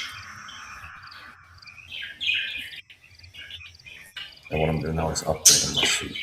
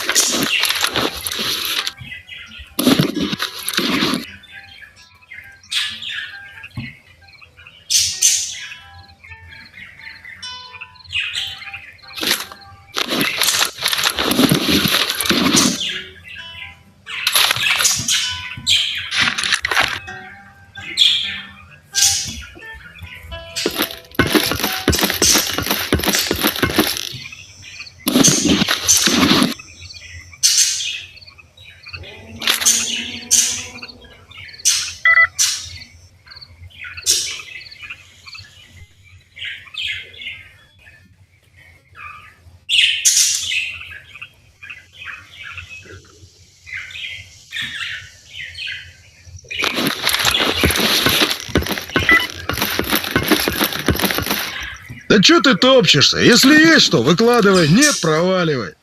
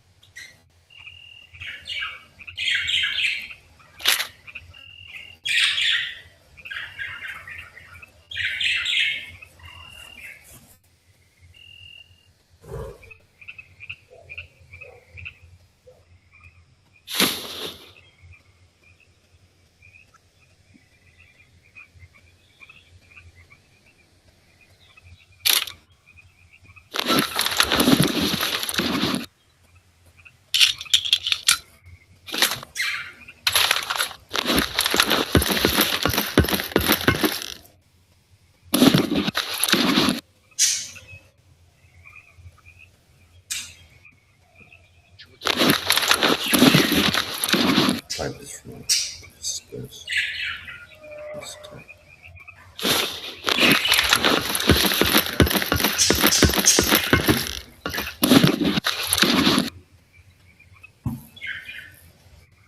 This is the stage.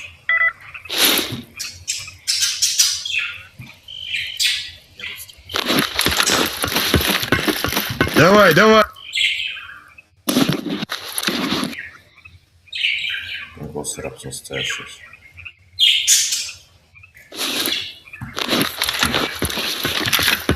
Привет, брат!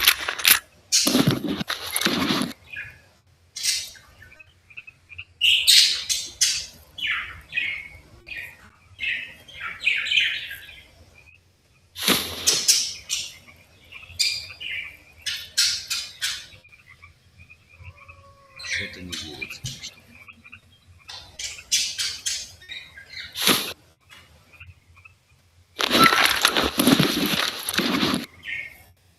F1.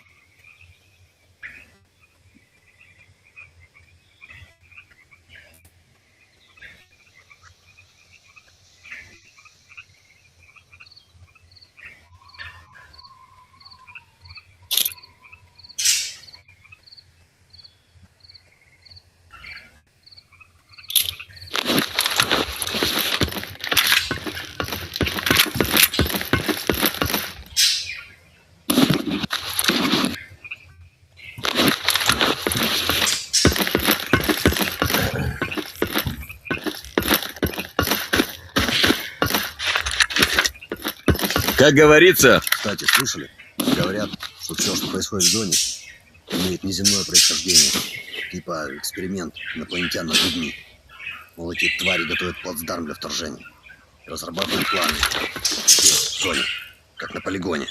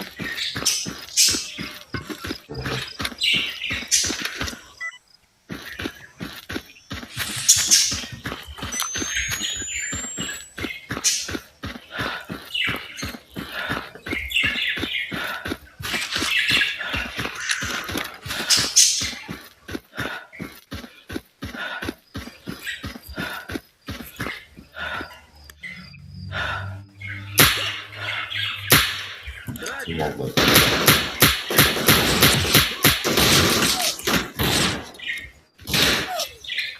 Лови, брат монолита! Иди!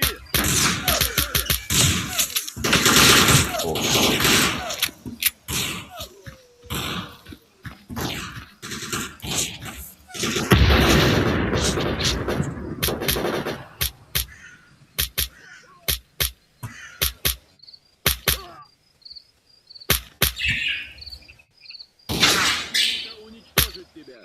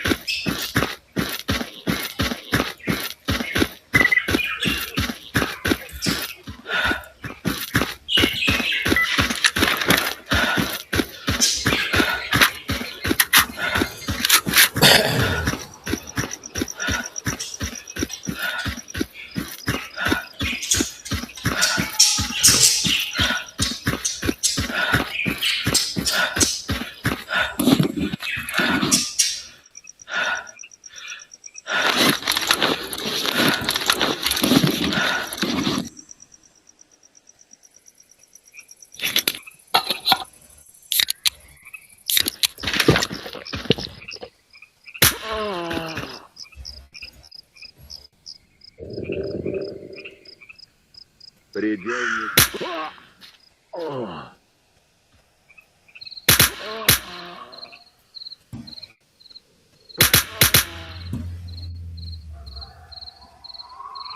Ударили его.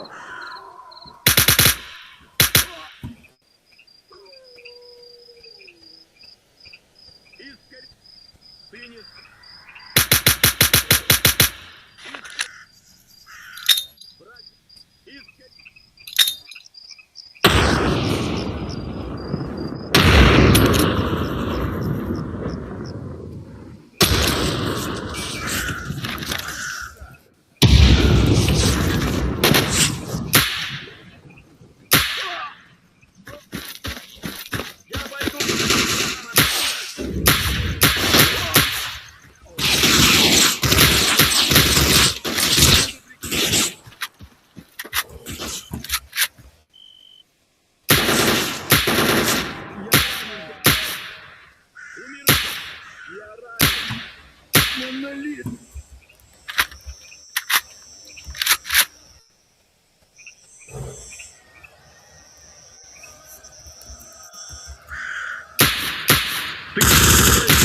Звук монолита.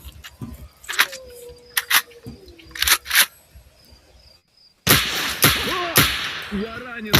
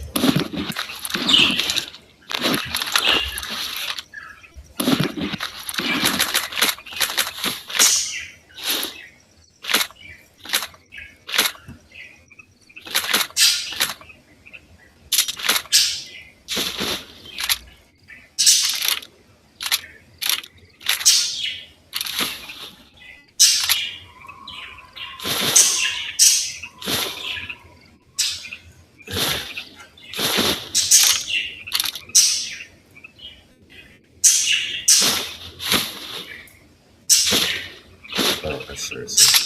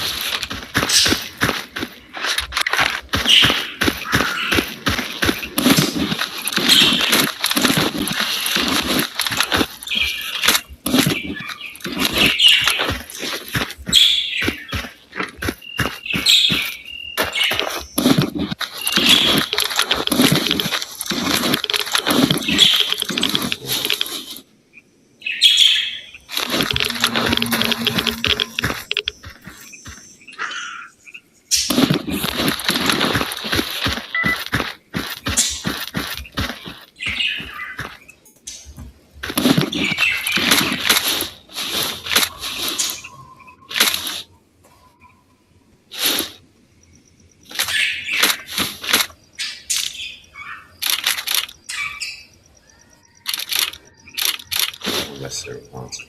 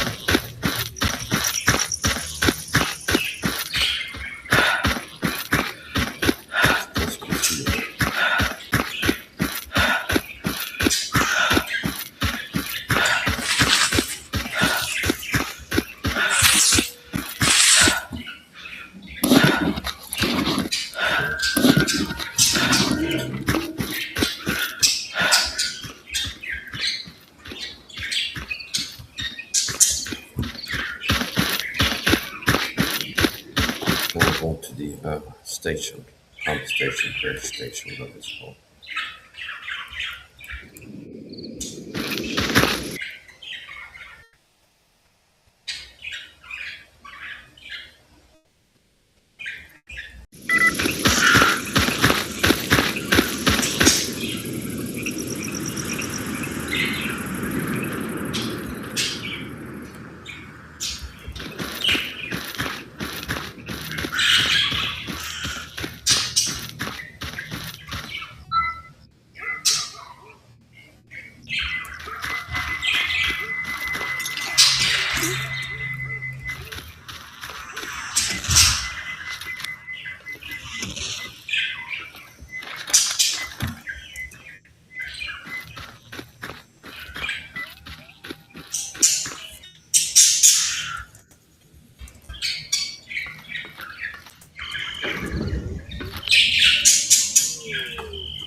From here, with a sniper, you can hear it.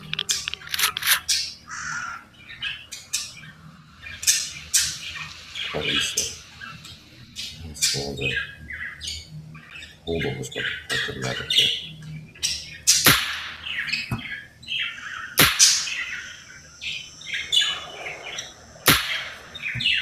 Nice.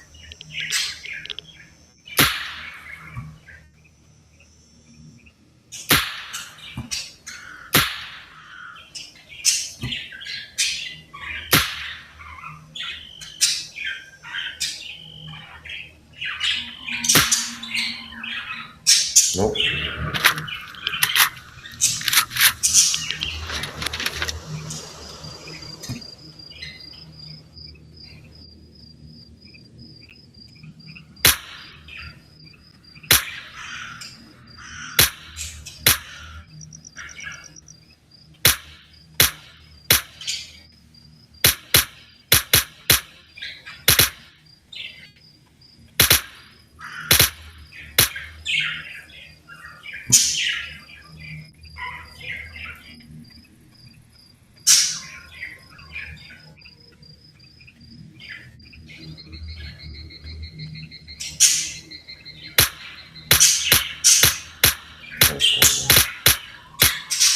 Basement.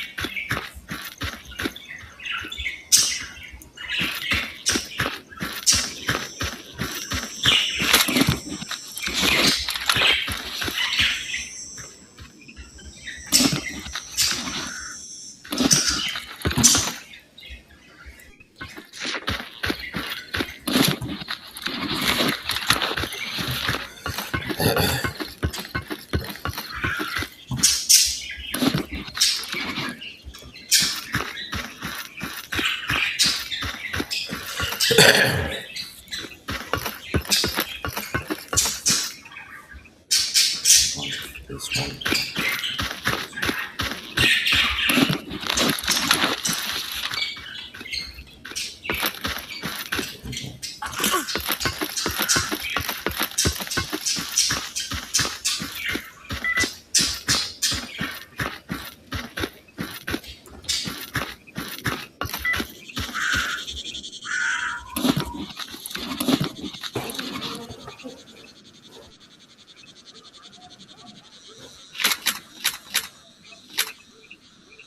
With ace. No.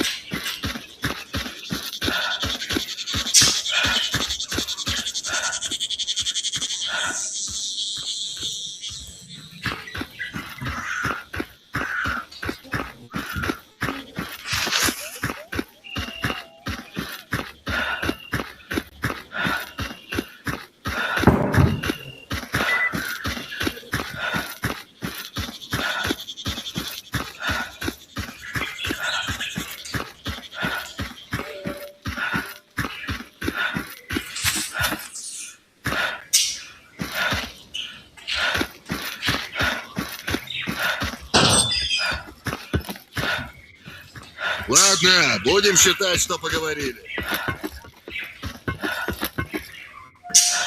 Как говорится, добро пожаловать на борт нашего болотного ледокола.